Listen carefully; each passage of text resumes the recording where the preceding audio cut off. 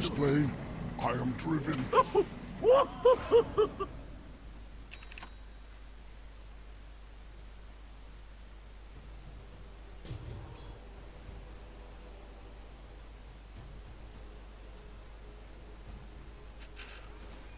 I think they've changed it. Yeah, I believe it does work, but I'm not 100% sure on it. Yeah, I would think it does. I mean, it's not technically an attack, but it does use modifiers and it's physical damage. I don't know. It is a gray area technically. Yeah, there are a lot of abilities that are in that realm in Dota. DD room for Payforce here. Gonna go to the enemy triangle, farm up a little bit. You see the spider on the minimap, by the way? They're everywhere. I know. I thought you were gonna talk about the model, because those are the ones from the new set as well. They're disgusting. But yeah, Pale Horse to the DD like you talked about. Moon Meander is gonna get the snowball off. Doesn't really wait very long, but looks like that's because Saberlight's in the vicinity. He's taking heavy damage though. Moon Meander is donezo. Saberlight with the BKB trying to walk away. Gonna moonwalk to the other side of the cliff here, but he'll finally be brought down. So 2 for nothing. As see if Undying wants to continue the fight or not. Second Oracle looks like he's gonna be able to walk away safely. The IO falls though, and Pale Horse has eclipsed but silenced and brought down. It looks like thanks to Tomato's transition. Started as a really good fight for Arkosh, but not in the end. Yeah, it was good. It didn't end up being too terrible though. They only trade 2 for 2 in kills there, but the Yule Scepter on Pango making the difference. Look at these spiders. They just disappear. It's like as long as one core hero is nearby, Broodmother is gonna work alone. Yeah.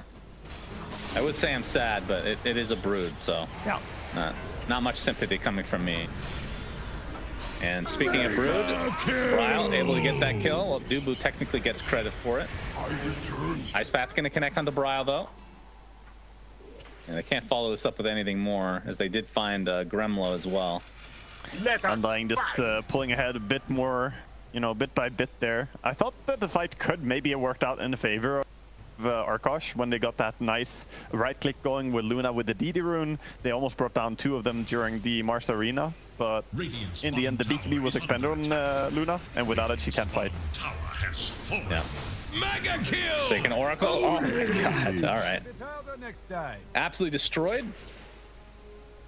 And you can see based on the minimap drawing there, Undying wants to regain control of this area. Maybe go for that tier 1 top, but tier 2 mid is ripe for the picking as well. Radiant's middle tower is under yeah, attack. I see no reason not to try and do some damage here. They also take over the outpost at the same time. And Monkey wants to potentially fight here. Moomianer jumps in though. BKB popped by Pale Horse, has the Eclipse to work with, but Saberlight with the magic immunity himself, so he's going to take a brunt of the damage here though. A lot of physical DPS. Actually ends up using Bulwark backwards, unfortunately for him. Tomato continuing to right click though. Pale Horse has to go up against the Satanic. Tomato needs to pop it though. He does, but it's already run out, and Gremlo looks like he's going to get taken out thanks to the ice shards, but Tomato now on the run, but brought down to his knees thanks to Monkey's ult. The Spiderlings finish him off, and Dubu gonna get bashed. No TP for you. A great fight for Arkosh. It is gonna cost them a buyback, but they clean up nicely. Oh my god, the unsung hero of this team fight is Wisp. He was working overtime to keep Luna alive, and what a job he did in doing so. He almost died himself. He danced perfectly away from the Luna and from the Pango and the Death Prophet. This Wisp was doing God's work keeping Luna alive. Yeah, good early BKB there. Look at Saber. He's gonna be backwards. That's always unfortunate. But into the Roche pit, Arkosh goes in terms of the live view here. And this is gonna have a shard available. Luna already has hers. I love talking about this, as you might know. You talked about Silken Bola. Mm-hmm. We'll see if Monkey ends up taking it here. Saberlight gonna get gone on from Gremlo.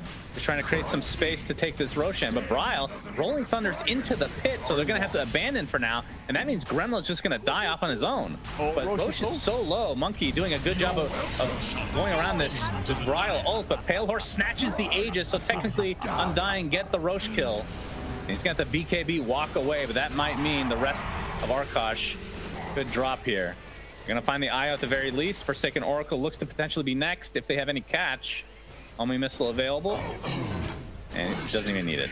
Yeah, so Undying, they win the fight, they get the kills, they got Roshan last hit, but the Shard and Aegis at least go the way of Arkosh. They got the Aghanim Shard over on Broodmother, and Aegis preserved on Luna as she just ran away there from the fight. Right, so let's talk about Silken Bola again, since that's not something we get to see very often, but his third skill essentially becomes AoE, 550 AoE to be exact, and the mischance increases to 80%. So Tomato, well, he does have Satanic to dispel it, I guess, but we'll see if he goes for BKB. Yeah, the fact that he only has the Satanic to deal with it right now, though, I mean, 80% mischance can destroy this Gyrocopter's impact if you know, use it in a way that Satanic doesn't immediately get rid of it. It's low cooldown as well. Yeah, oh, Monkey getting gone on. All the spiders are dead, and so is the big one. That's pretty much what I envisioned when I saw the draft. Like this scenario playing over and over. So cred to Monkey for only dying 4 times in this game. He actually has the least deaths on his team. Yeah, that is a credit to his name. But regardless, Undying, they do have the 10k lead. They do not have the Aegis, though, like you said. So we'll see if Arkosh can take good advantage of this. It's all about when Pale Horse uses that BKB and is able to fight afterwards. Wow. All right, Forsaken Oracle stepping out of bounds and swiftly taken out. We'll buy back into the game, though. Like nothing never happened. It's fine. Yeah. And with that, looks like Undying are going to be just happy taking out the outer buildings. Still the DD on Tomato.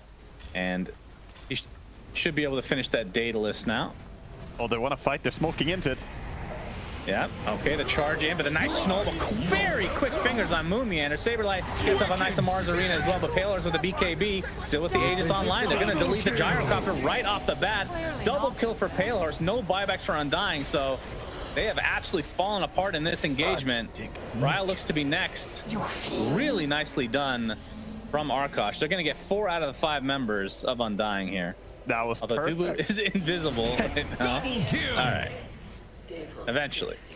Yeah, in the end gets brought down, but that was really big by them. Just, you know, no fear, go on the Gyrocopter. Even if he gets snowballed, they can just wait for him to come back out of it. So, I mean, super good reactions there, but didn't really matter. The Ice Path after he came out of Snowball is what stunned the Gyrocopter so they couldn't get the Satanic out. The might of Mars will And the live view, they end up technically getting the team wipe as Saberlight gets relocated on. So Arkosh, I mean, this is about a 5k net worth swing, I want to say. They've cut the lead essentially in half. Yeah, that's amazing. Within reach. Dire's bottom tower is under attack. This puts them within like financial territory of being able to buy some important stuff here. Like BKB on Spirit Breaker is now going to come out, and you're also going to see the Broodmother go for the Aghanims that we were talking about, whether or not she was going to go for. She opts to go for it. That is a fun Aghanim. Very nice. It is. I've never actually seen it though. I've never seen it in a pro game, and I think I only had it in like 1 game in my pubs. So this is pretty much first time seeing it in action here. Of course, Brood Aghanims. You can talk about what she can do with it. Yeah, Gremlo in the meantime though, getting gone on. He does have the bulldoze activated, but the dispel now. He does have another bulldoze to use though, and just Shadow Blaze to safety.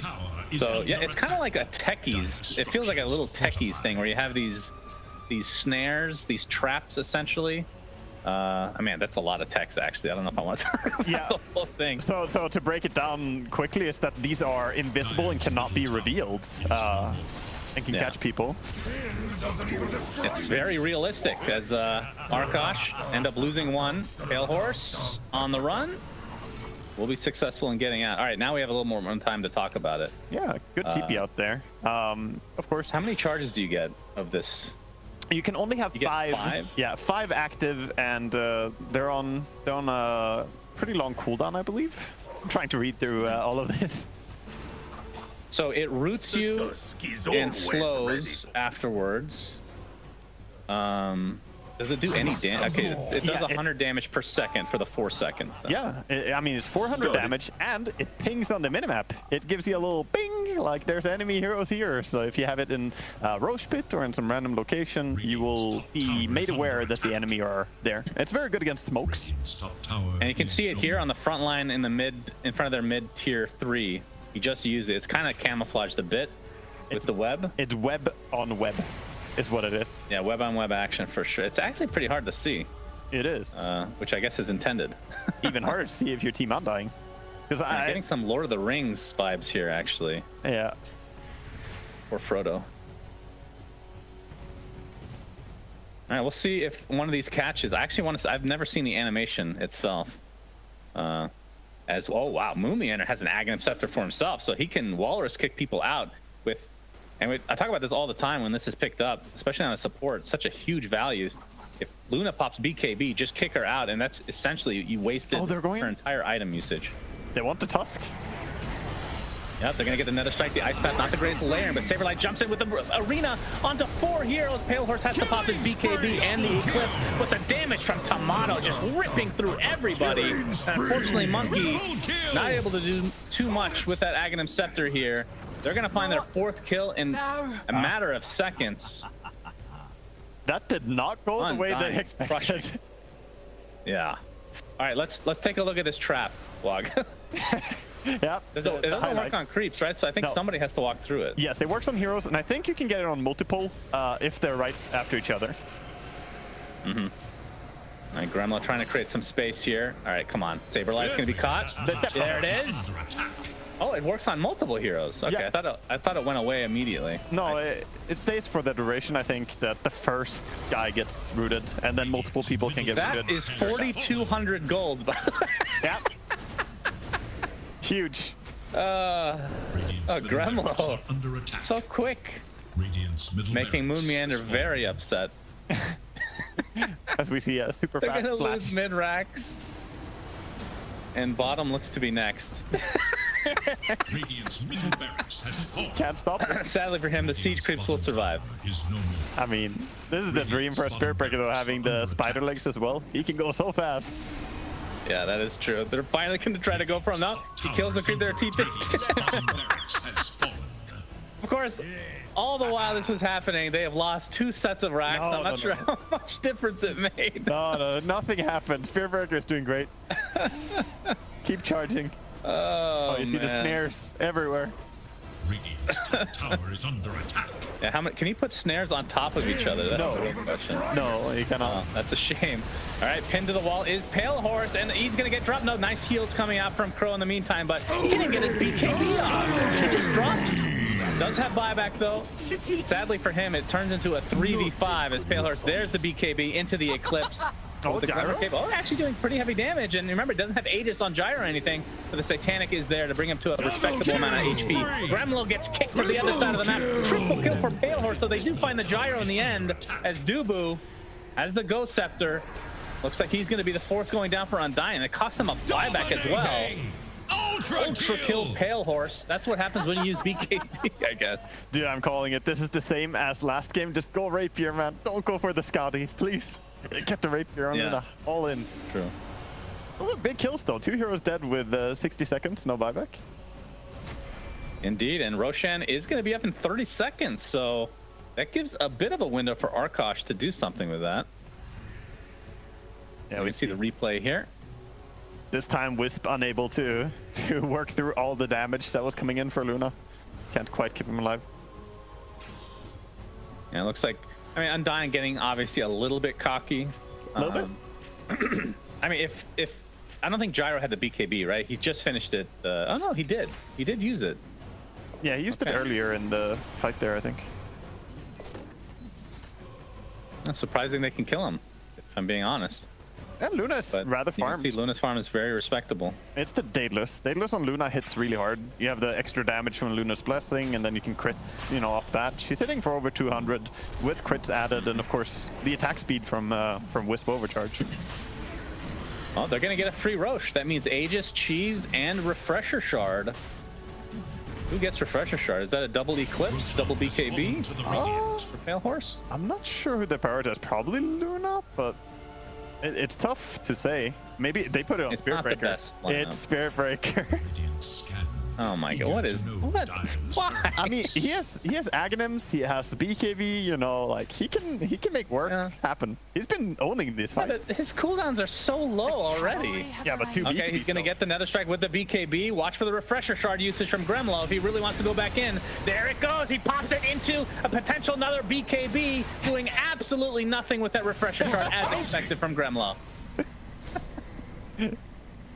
What a waste! Jesus.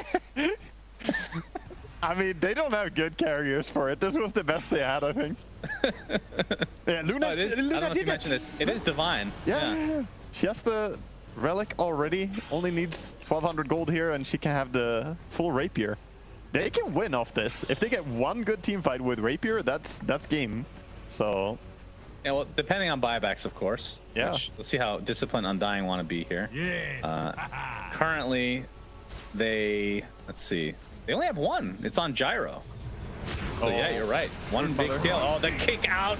Monkey pops the cheese, but then just dies. So 2 items from Roche literally wasted. they should have sold them, right? 1,000 gold. I guess, yeah.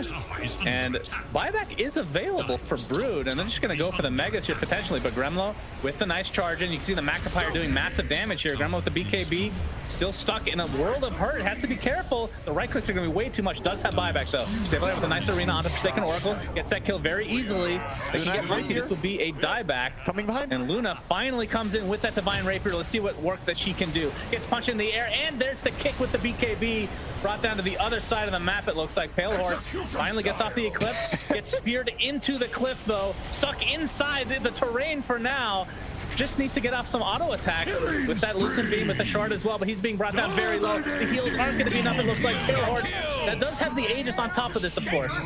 Keep that in mind, but he is completely surrounded by enemies. Forsaken Oracle with a nice attempt here with the Ice Path, but Pale Horse getting dropped down. Bryle ends up helping get that kill, and that is the Rapier down on the ground. And that means Tomato gets it, and that means GG. Undying secure themselves minimum place, depending on tiebreaker situation. And sadly for Arkosh, they dropped to Division 2. I feel so unfortunate for Arkosh. The ending there, they were just a few seconds more and they would have been grouped up as 5 with a rapier. If they got a clean team fight there, they could have won it. But in the end, Undying proving that they are the stronger team here, taking them down to barracks are under attack. 2-0. Yeah, so result was expected, but this game much more competitive than I think anybody was expecting overall, except for the hardcore Arkosh fans out there. Yeah. Who didn't pray to Satan enough, it seems, this time around. So I wonder. Radiant's top barracks are under attack.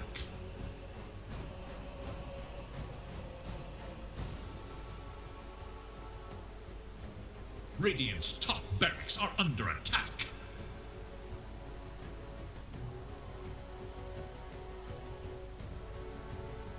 Radiant's top barracks are under attack.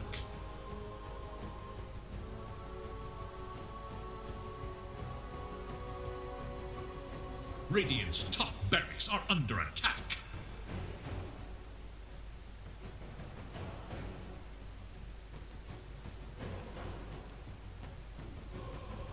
Radiant's top barracks are under attack.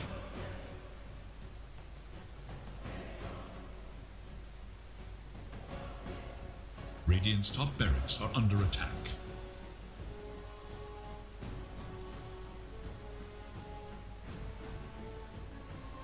Radiant's top barracks are under attack.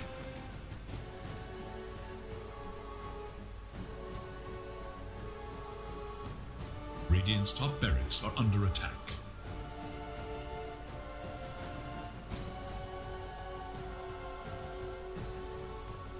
Radiant's top barracks are under attack.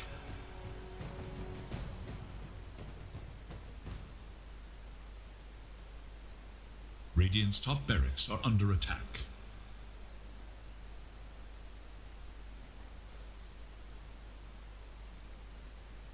Radiant's top barracks are under attack.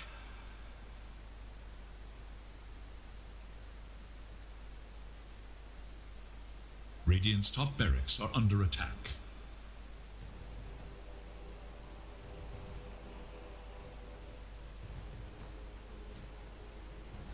Radiant's top barracks are under attack.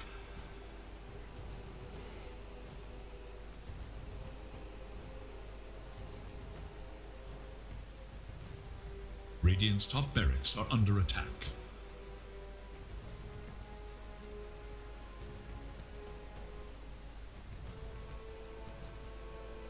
Radiant's top barracks are under attack.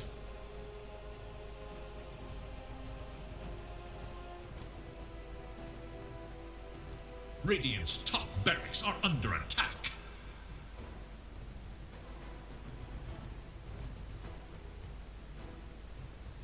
Radiant's top barracks are under attack.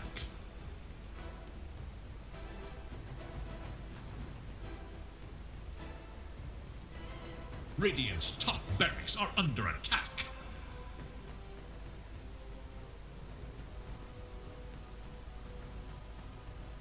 Radiant's top barracks are under attack.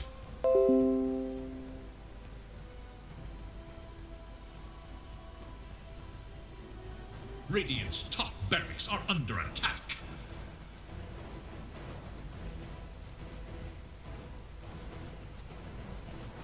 Radiant's top barracks are under attack.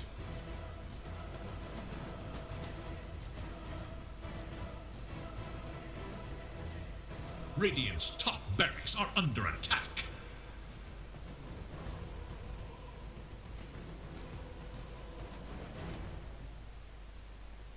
Radiant's top barracks are under attack.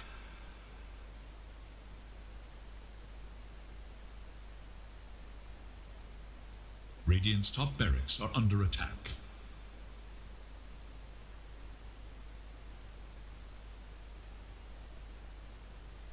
Radiant's top barracks are under attack.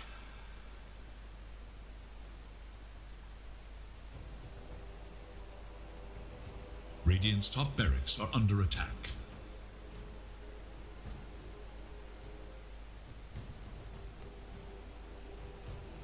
Radiant's top barracks are under attack.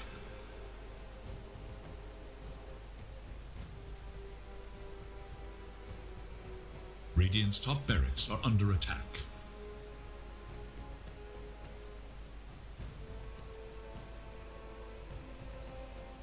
Radiant's top barracks are under attack.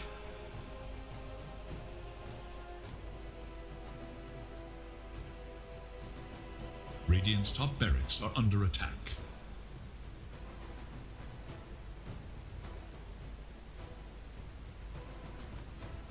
Radiant's top barracks are under attack.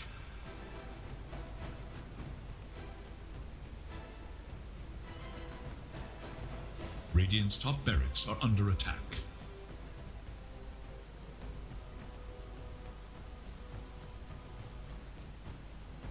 Radiant's top barracks are under attack.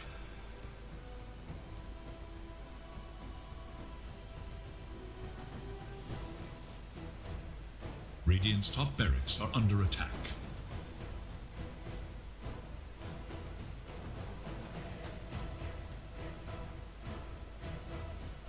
Radiant's top barracks are under attack.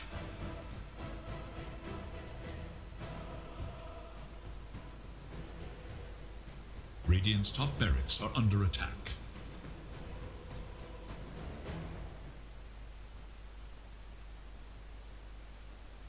Radiant's top barracks are under attack.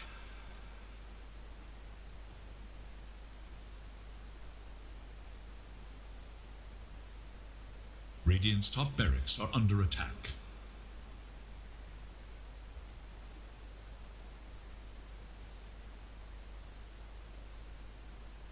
Radiant's top barracks are under attack.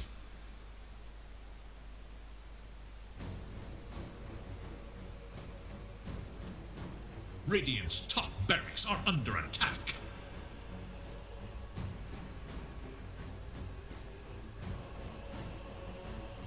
Radiant's top barracks are under attack.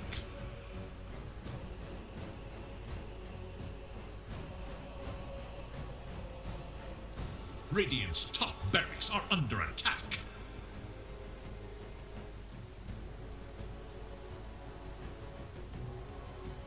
Radiant's top barracks are under attack.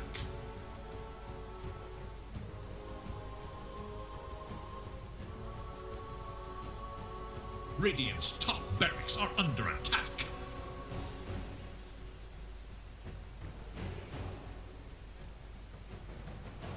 Radiant's top barracks are under attack.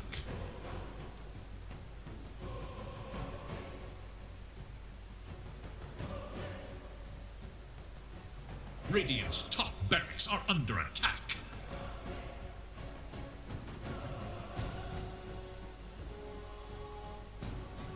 Radiant's top barracks are under attack.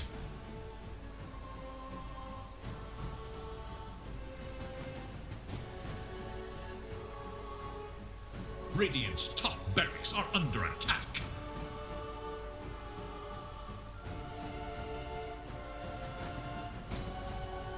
Radiant's top barracks are under attack.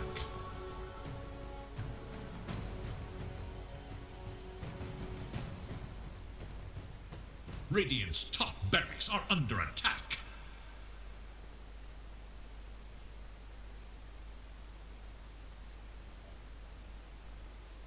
Radiant's top barracks are under attack.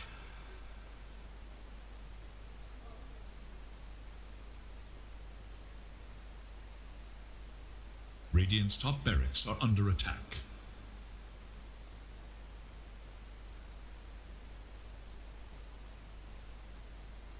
Radiant's top barracks are under attack.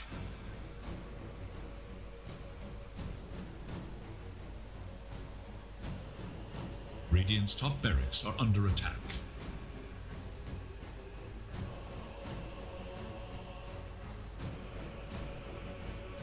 Radiant's top barracks are under attack.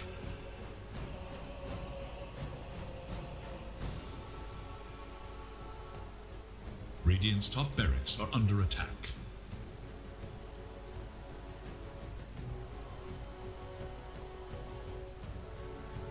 Radiant's top barracks are under attack.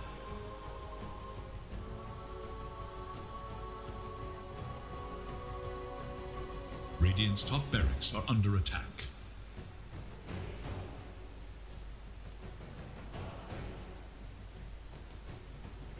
Radiant's top barracks are under attack.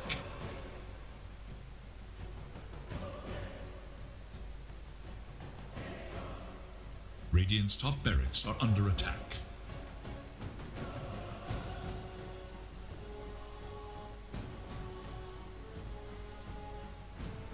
Radiant's top barracks are under attack.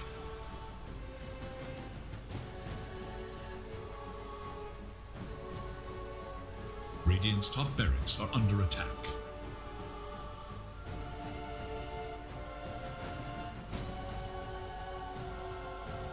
Radiant's top barracks are under attack.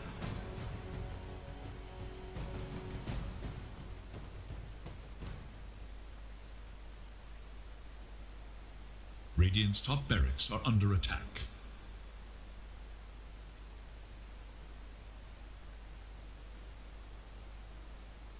Radiant's top barracks are under attack.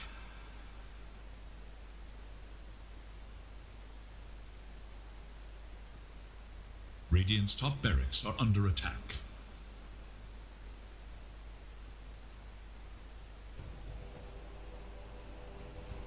Radiant's top barracks are under attack.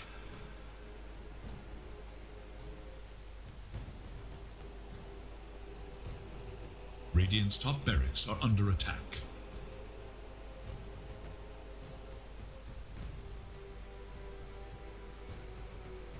Radiant's top barracks are under attack.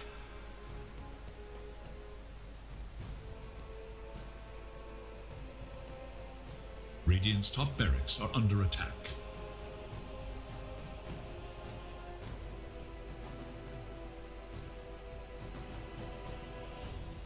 Radiant's top barracks are under attack.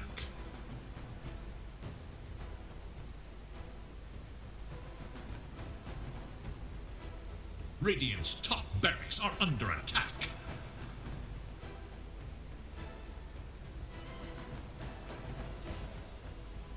Radiant's top barracks are under attack.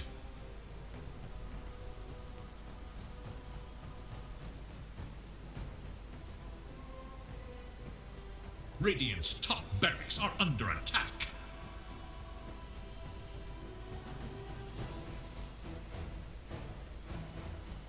Radiant's top barracks are under attack.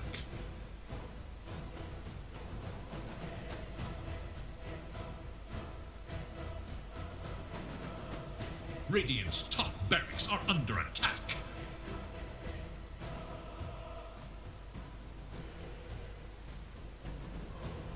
Radiant's top barracks are under attack.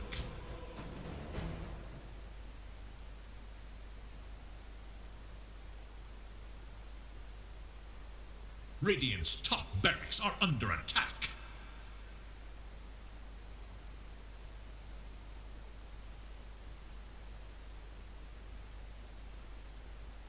Radiant's top barracks are under attack.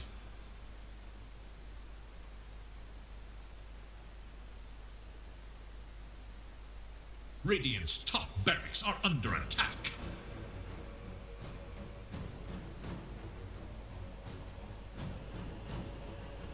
Radiant's top barracks are under attack.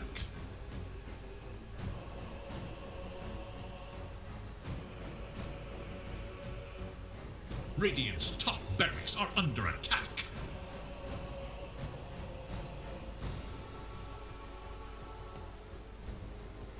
Radiant's top barracks are under attack.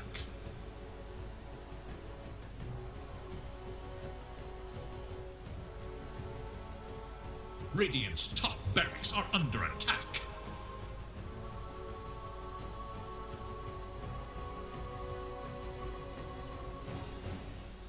Radiant's top barracks are under attack.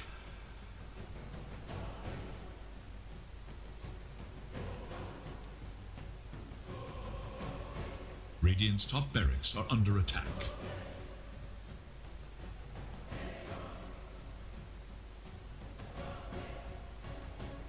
Radiant's top barracks are under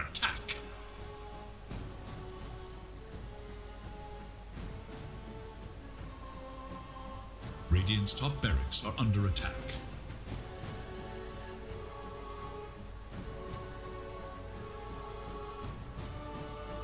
Radiant's top barracks are under attack.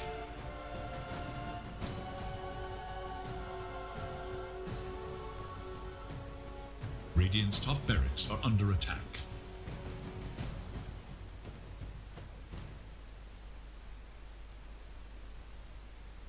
Radiant's top barracks are under attack.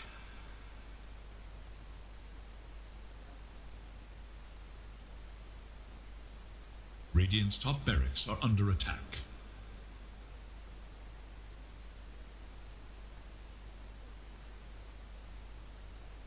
Radiant's top barracks are under attack.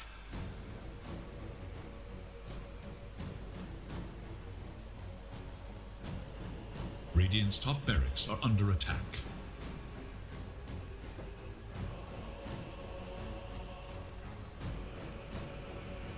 Radiant's top barracks are under attack.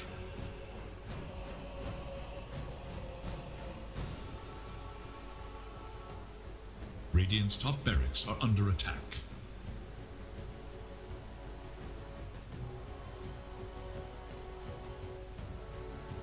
Radiant's top barracks are under attack.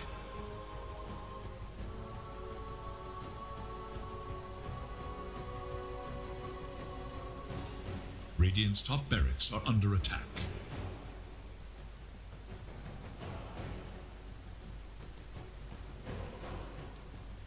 Radiant's top barracks are under attack.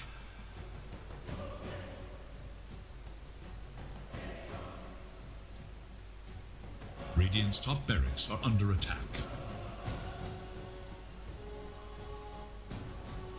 A battle seeks resolution.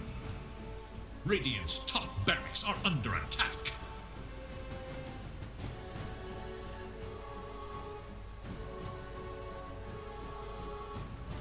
Radiant's top barracks are under attack.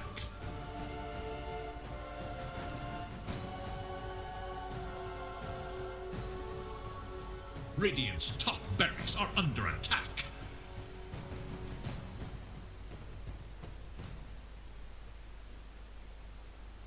Radiant's top barracks are under attack.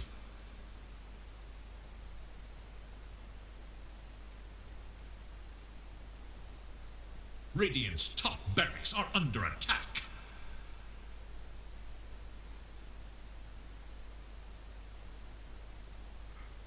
Radiant's top barracks are under attack.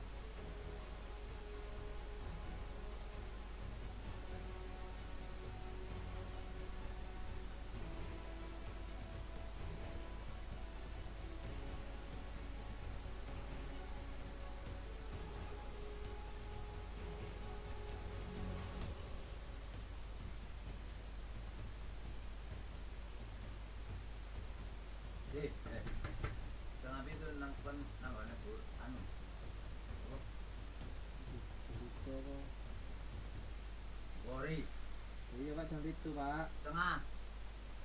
Jam itu budal wong e.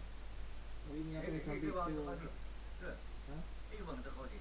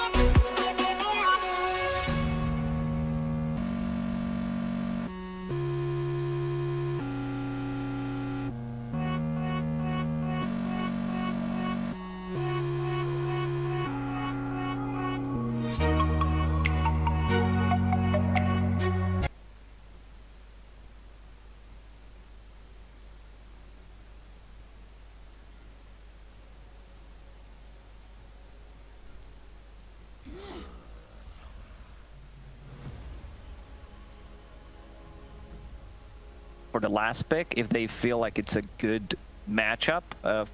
Last pick Templar Assassin / Drow Ranger, especially if there's a range hero on the off lane.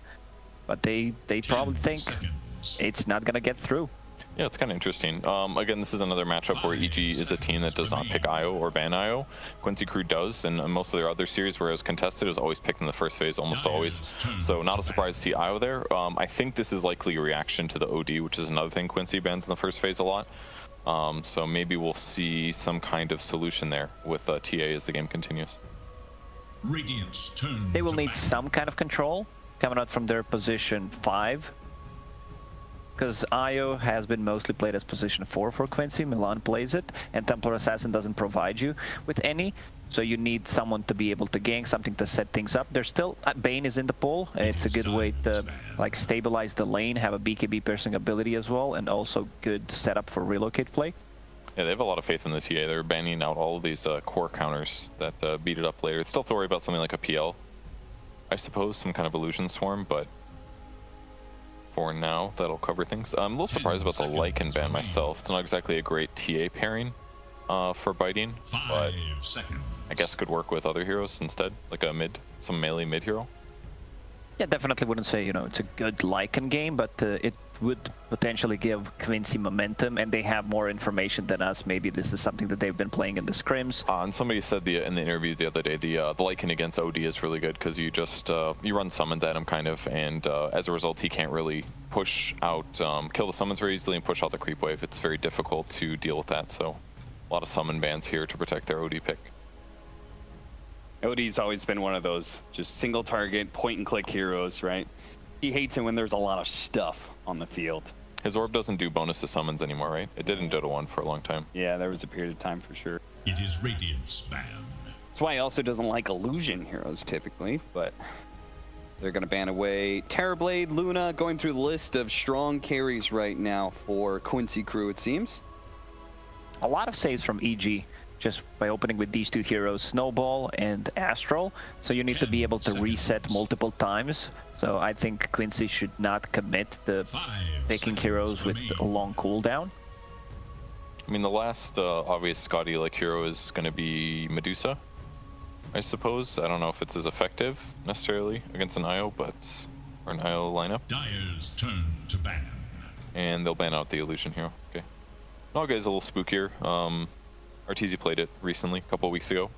Yeah, against Undying was pretty much the perfect Naga game. Did not die a single time. Yeah, he did whatever he wanted that game. And you've got a Meteor Hammer hero in OD. Like the support Naga Silence would go Meteor Hammer. Here you would have that combination from your offlaner or mid. That's true. So you could Song and actually get a Meteor setup. Yeah, that's true. That could have been effective. Evil Geniuses banning a little bit of initiation and reach in Storm Spirit. I mean, it's pretty obvious. Quincy Crew, they got to get, first of all, they got to get some stuns to deal with this OD. Right now, they have nothing to be able to stop this OD from doing a Meteor Hammer combo.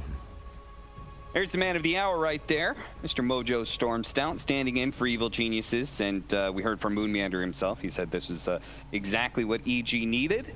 And here, he's playing against his former team in Quincy Crew. 10 seconds. I want to see a hero that can jump the backlines. Puck is okay, great against Tusk, can solo kill the Bane, Blaine's Wall into OD. So I wouldn't mind seeing that. Because right now they have like TA-IO, no control whatsoever. What do you think's up with the Slardar ban, just because it pairs well with IO and stuff? You think it reveals like what core they're gonna pick? Maybe they ran IO Slardar in some of their games, some of their scrims, but it also, like, whenever I see this hero being banned, the first one who comes to my mind is like AM, which is not a good AM game, but or they want to pick a mid safe laner, so just protecting himself with that Slardar ban. Yeah, I mean, I don't really think of TA as being the best IO pairing in lane, so I definitely agree that it feels like it's mostly about it's an IO that's going to be playing with an offlane hero. What are the best heroes for that? Slardar is a nice initiator. Night Stalker is very good with IO as well. It gives you that sustain that you need for the first 4 minutes. and then all of a sudden, minute 5 comes around, you hit nighttime, and you're ready to go. And it solves a lot of their other problems too when they're looking for engagements in the mid or basically all stages of the game. Pop Nightstalker ulti makes it easier to make relocate choices or set things up. Nightstalker is great against Bane ulti. Silence against Tusk is fantastic too. Harder to get the snowball close to the guy that's dying. So, and Disruptor is going to be their 5 here. So that's a really easy way to interrupt Meteor Hammer, interrupt Grip. AoE disable following up on a snowball. If somebody gets banished saved, you could do a follow-up. So I like the Disruptor. It's going to make it a lot easier for them to control the nice... I mean, that's 3 save heroes on the EG side. Dropping a static field on the guy that's dying towards his teammates is going to be one way to guarantee the kill. This has always been one of my favorite combinations. Disruptor, Nightstalker, old Vici Gaming. Back in like the TI4, TI5 area would run this combo all the time. Superior vision, lots of aggression, run at you. They don't want to fight you. They have to run away. You also have way of setting things up with the Glimpse, Nightstalker providing vision, Templar Assassin with the traps. This time around, they will not save Arteezy's hero for the last. I think it's a good Viper game for Evil Geniuses because it could potentially be a flex pick with the OD, and it's something that they ran against 4 Zoomers. MSS had a really good time on it. I was thinking Veno actually as well. It's been played quite a few times by Quincy Crew. They've drafted it twice, so definitely they worry about the value. It's great against TA. It's okay against IO. I love Viper more than Veno because of Nightstalker. You use ulti on him, and then he loses like his ability to go in and out of the fights, and of course the overtime damage against TA. Yeah, that's true. That could be pretty effective. Wraith King has not had a fantastic time in North America. 10 games, picked up 30% win rates. Only 3 of those games he won. I feel like it's one of those things where people grab him because they really like what his ulti provides in terms of like the danger of ganking him. But it's certainly, I've definitely noticed where Wraith King kind of like fell off and stopped being picked in this DPC tour pretty consistently. It's not uncommon to see a Wraith King still. Sometimes even in the first phase. EG is a team that's been doing this too, so. Lacoste, you seem to be right on the money, and your thoughts, it could still be a Viper, Quincy Crew, Banaway, Venomancer, Batrider, same kind of yeah, heroes. all overtime damage. I'm even down, if this is going to be an offlaner, I'm down for Viper / offlane Jakiro type of a hero, because right now their overtime damage is almost non-existent, so they need something to deal with the refraction. I like that. I mean, Secret did the same thing. They played offlane Jakiro against a Nightstalker, and he hit his Witchblade at like 15 minutes. They ended up getting a kill on the Nightstalker when he did his like 15-minute dive. It ended up being really good at limiting the mobility, and having that against TA as well is going to be great. So other heroes that have that damage over time? We've seen Hoodwink on the offlane picked for the specific reason in one game. Doom, Death Prophet, options as well. Quincy Crew though, they still need the their bid. Ember Spirit. Take the Ember Spirit. Okay. Quinn Classic. I mean, Quincy's lineup is excellent at running at enemy squads. Like they're all super mobile. They have a lot of like strong, maybe not strong, but they have an abundance of disable. At the kind of, I mean, like Slight Chains is great. Nightstalker's gonna be able to like poke and prod. They're gonna be able to weave in and out of team fights a lot, which I think is gonna be valuable when EG has these like cooldowns, like from Bane or Tusk, that like need to be used correctly in a fight. If they can like force them out in negative ways or outplay their opponents, they're gonna run over them with all their mobility. It looked to me like the option was open, MSS? Do you think Abed so? Oh, because I've seen MSS on camera like thinking, Well, I saw Abed saying something. You know, if you know Abed, he's like a real quiet person. Yeah, that's true. I think it means it's at least open to a mid laner. We'll see. Yeah, but so far, Quincy, I think their draft is really good, even though they opened up with like 2 heroes that don't have any kind of lockdown, stuns, whatever. They managed to fix it with the Nightstalker, Disruptor, Ember Spirit, and whenever you have Ember, you need some kind of tower damage, and Templar Assassin is gonna give it to them, also give it them a bit more of a tempo, also open up the Roche for them. Wow, nice one. There it is. You got it. Viper pickup, and that should be a mid Abed OD in that case, and Mojo Stormstout will return on the Viper. Tusk Viper against the Templar Assassin. Noir cannot be happy about this. Yeah, that does sound pretty good, actually. they both slow, and the more attacks you get solidifies poison attack being on them until they get to the safety of the tower. So, yeah, decent kill potential there, certainly. I love this lane. It's a lot of slow. It's their kill lane, and they can easily snowball, no puns intended, because of the Tusk. So watch out for it.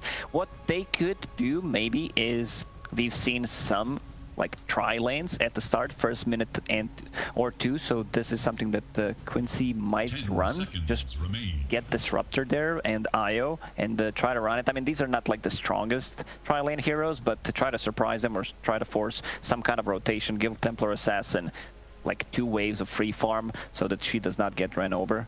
It does seem like Evil Geniuses is back into their good old mode they always return to. Win lane super hard. Do you guys think that's going to be enough for EG to secure game 1? I mean, I think they have a really good shot. I mean, MSS played Viper in one of their previous matches, I think, and played really well. So it's definitely going to be comfort for them. Definitely. I love this Viper last pick. I think it gives them what they needed, and it cripples the Night Stalker, which should be the playmaking hero on top of Ember Spirit. But yeah, I feel like EG has this one. Okay, well, it looks like this big question is whether or not Templar Assassin is going to be able to deal with this kind of lane. And I don't really know, to be honest. I'm not much of a TA player. Thankfully, we've got one of those. It's Wagamama, who's going to be there on the casting death with Sunsfan. Thank you. I thought he was going to make it funny and say I was the TA player. You really missed a good opportunity there, Cap. But yeah, Waga, I'm sure you were very excited to see this TA. What are your thoughts on it being countered late in the draft here? You think so? I mean, obviously. Nice ornament you have there. Yeah, I got plenty here. I'm a little bit torn seeing, you know, obviously I want to cheer for Jerax as he's my former teammate. At the same time, I'm the hero that I love most. I think TA in this lane is going to struggle, but if she gets out of laning stage decently, then Viper is the type of hero that only counters you laning stage, and then later on, you honestly don't care much about him as TA. So I think I like QUINCY's chances here. It's pretty gutsy to pick a second pick TA, so you expect to get countered. Obviously, they used all their bans, though, to try and secure the game for her. And what are your thoughts on... Because typically it's, you know, it's been moved around a bit. Usually a mid hero though, but we're going to see it position 1. Do you favor, like, do you prefer it mid in general? Is there a reason? I mean, obviously they wanted the flexibility that they could get Quinn a hero as well. Actually, when they first introduced Aghanims on TA, I started playing her safe lane quite a bit myself, and later on it caught on and more people started doing it in competitive scene and realized the value of it. I think I like it more mid, but that's just personal preference. I think it can function better on safe lane, current patch as well.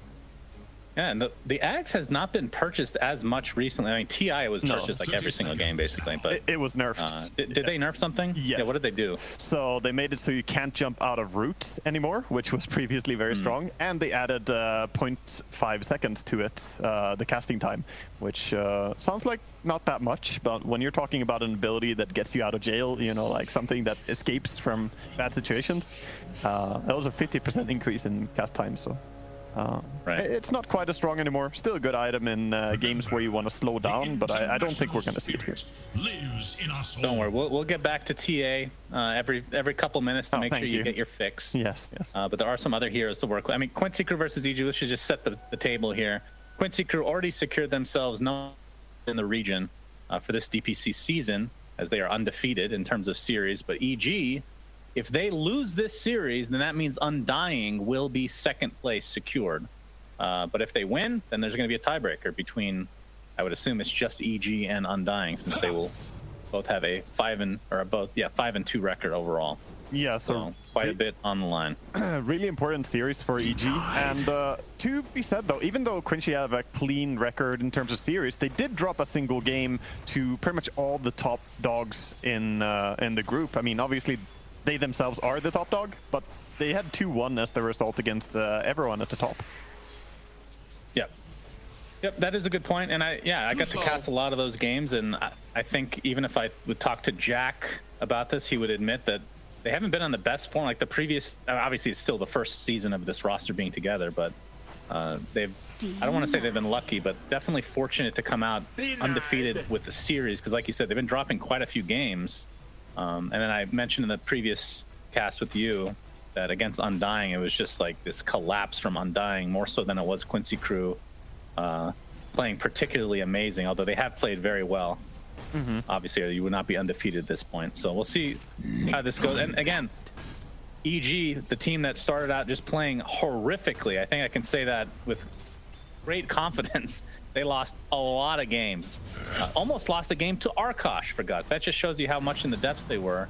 But feels like ever since they added MSS as this substitute for Nightfall, it made more sense for them, and it's just worked out a lot better. And they're looking a lot stronger now. Oh, that was the turning point for them? I haven't followed the NA scene quite as closely, but I did see that they were struggling early on. But yeah, they've had a miraculous comeback in the league, though. I mean, now looking at 4-2 as their results, not bad.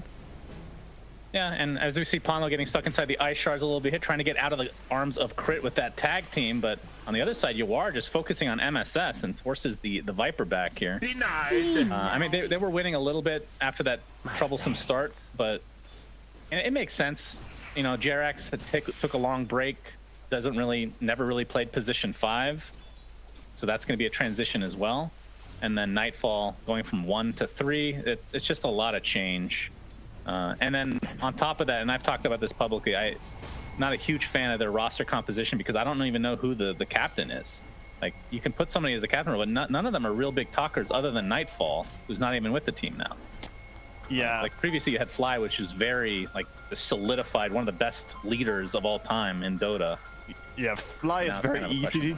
Fly is very easy to play under because he has a very thought out plan for what you're gonna do, and he, like, you know, tells you the vision for what the game is gonna look like really well. And that's a talent that not all players possess. It's really hard to be one captain, but you could also just have a lot of good players who communicate on point for what they want to do. As long as the draft is fine, I think you don't have to have like a Puppy or a Fly to play well together. Yeah, I think a lot of it comes down to people talking, like, based on your position at the right time in the game. Is the Wraithfire Blast onto Milan in the top lane because there's going to be blocking things here. But, like, the game has changed so much. Like, back in the day, you'd have the captain calling shots throughout the entire game. Now, most people seem to agree with the sentiment that the position 1 is kind of making the calls at a certain point. Like, when you have enough items, like, you should be the one making the call on when to go in and out. Yes. So it's all about, like, if they're able to, you know, transition from one stage of the game to the next with the communication, which we would have no idea about because we don't listen to the comms. It's the player who has the most ability to have big impact that has the easiest time making a lot of big calls. So in late game, you see +2 and +1 players. Oh, Wisp. Probably gonna be fine. Yeah, Milan continuing to get aggressed here by EG, but he is more than fine. Ops the spirits in tow as well, so. I like the Wraith. Yeah, I'm always fascinated with these conversations about, like, team compositions, because I think a lot of people underrate, like, just certain aspects, like the mental side, which I think is starting to finally gain traction. Like, just having I mean, I think OG kind of demonstrated that the best in the last few years with having a life coach and all that stuff. Never refuse gold. Dota is, I mean, to perform good at Dota, you need sort of everything to click for you. If we're talking like highest level, you need to find some form of balance in your life, and the balance should be pretty heavy into Dota, of course, but you still need the whole picture, right? Yeah, for sure. So in the mid lane, Abed on the OD versus Quinn, playing the Ember Spirit. 27-10 to 26-5, so relatively even overall. As we're going to see first blood. Looks like Ponlo is going to take the tumble as MSS gets credit for that in the bot lane. Yeah, he dies, but he did die protecting his TA. She's not going to go down, you know, taking the focus. But yeah, mid lane looking fairly even so far. All the CS at the top is fairly close. A lot of and he's actually maxing Astral. I can't remember the last time I've seen this on OD. Boy, oh boy. We've seen so many Rubik's versus OD and stuff, you know, reasons for people not to do it. But yeah, it's going to be the meme hammer. And he's going to get the Astral off. So has a decent level advantage, actually. I guess I missed that. But the CS is relatively close, but a lot of denies here. As Crit comes in from the tree line. Nice ice shards, keeping Quinn in place with the help of Jerax as well. So very value kill for EG in the mid lane. Such a good rotation. But that opens up top lane. Arteezy left alone, but he's going to be in the cover of his tier 1 tower. But in the meantime, Yawar going down to MSS in the bot lane. So this lane is turning into a disaster for QUINCY crew. MSS fighting against 2 people alone, and he looks like he can just bring down Disruptor here. Trying to juke. Very nice jukes, honestly. What? Dude, that was beautiful. Fine? On the hunt for Radiant He doesn't have creatures. boots, Look to their but yeah, they bottom have tower. absolutely no idea he's here. Wow. For the win. That was a sick juke by Ponlo, though. That was Houdini right there. Out of fuel. They're probably going to be very excited to look. Oh my! Quinn dies again in mid lane, and that's after he's TP'd. I don't even think he has a remnant up here. Quincy crew are. I mean, are they losing every lane? I don't know how the top lane is going right now, but at the very least, bottom and mid are firmly in EG's grasp. Yeah, the second kill there, that's really painful. Something talked about a lot in high level is, you know, dying without a way to get back to the lane. He doesn't have TP, he doesn't have a remnant from what I can see, so yeah. He's gonna have to walk back, the walk of shame. Should look to their middle tower. Oh boy, Nightmare onto Yawar. We'll see how many rotations come out from Quincy crew as MSS is just gonna find Ponlo, who's still up there, by the way. And we'll get taken out in quick succession, but at the very least, Yawar lives. Top lane, Arteezy. I mean, he's been left alone for quite a while, so this feels like it was inevitable. Kezu finally takes him down. Top tower is Yeah, he dies in the end, That's but their first kill of the game. yeah, he lived for so long as well before they finally bring him down. They are getting some tower damage now, though. Dire's top tower is in danger. And again on mid. Abed has the Meteor Hammer. Yeah, Ponlo. Looks like he's going to take his second death in a very quick... Oh, maybe not. Nice glimpse. Abed Look at Jerax. out of arm's reach. Jerax is stealing as well. Oh yeah, very annoying. He's been playing a lot better as well. I should mention that. Like, we talked about the transition from... It's not just from 4 to 5, which, you know, some people underrate how much... I mean, he's played 4 for basically his whole career. But then also taking a year off of Dota, that had to take some time to get back in the groove as well. Yeah, for certain. I mean, he played at the very top. He's, you know, arguably one of the biggest GOATs in Dota, right? Like, his achievements are not something you can bash. But of course, it takes time to get back into the groove when you haven't Actually, played series. it was 2 years, wasn't it? It wasn't just 1 year. I mean, he played a little Like a bit year and a here and half, there. maybe? He streamed for a while as well. I know he played on his tablet with the pen. He played Valorant with point on that too. stream. Yeah. Yeah. Sure that doesn't really help the pro skills at all, but I think it's healthy though. I mean, if you achieved what Jerax did, I think it's healthy to take some time off to, you know, enjoy life a little bit. But I think he's a very competitive person. I used to live with Jerax for over a year. He's a very competitive guy. So I knew he was going to come back sooner or later. yeah.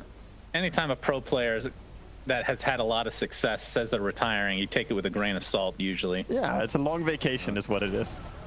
Yeah, he did take off a lot more time than I thought he would. I thought it would be like a 1 month thing, but it would be a lot more. We have seen that Of too a generation. from other players. Indeed, many a time. Many Redditors, I'm quitting this game. A week later, you see them just pubbing to their heart's content. So, net worth-wise, very even game, but kill-wise, not so much. So I would assume the XP is in the advantage of EG. Would you say that the pace of the game is in EG's favor right now, or is Quincy crew feel okay about this? Yeah, the pace is in their favor. They are looking to smash down the mid tower with a meme hammer, and I'm not sure. It's probably Night Stalker's responsibility here to stop it, but it's difficult.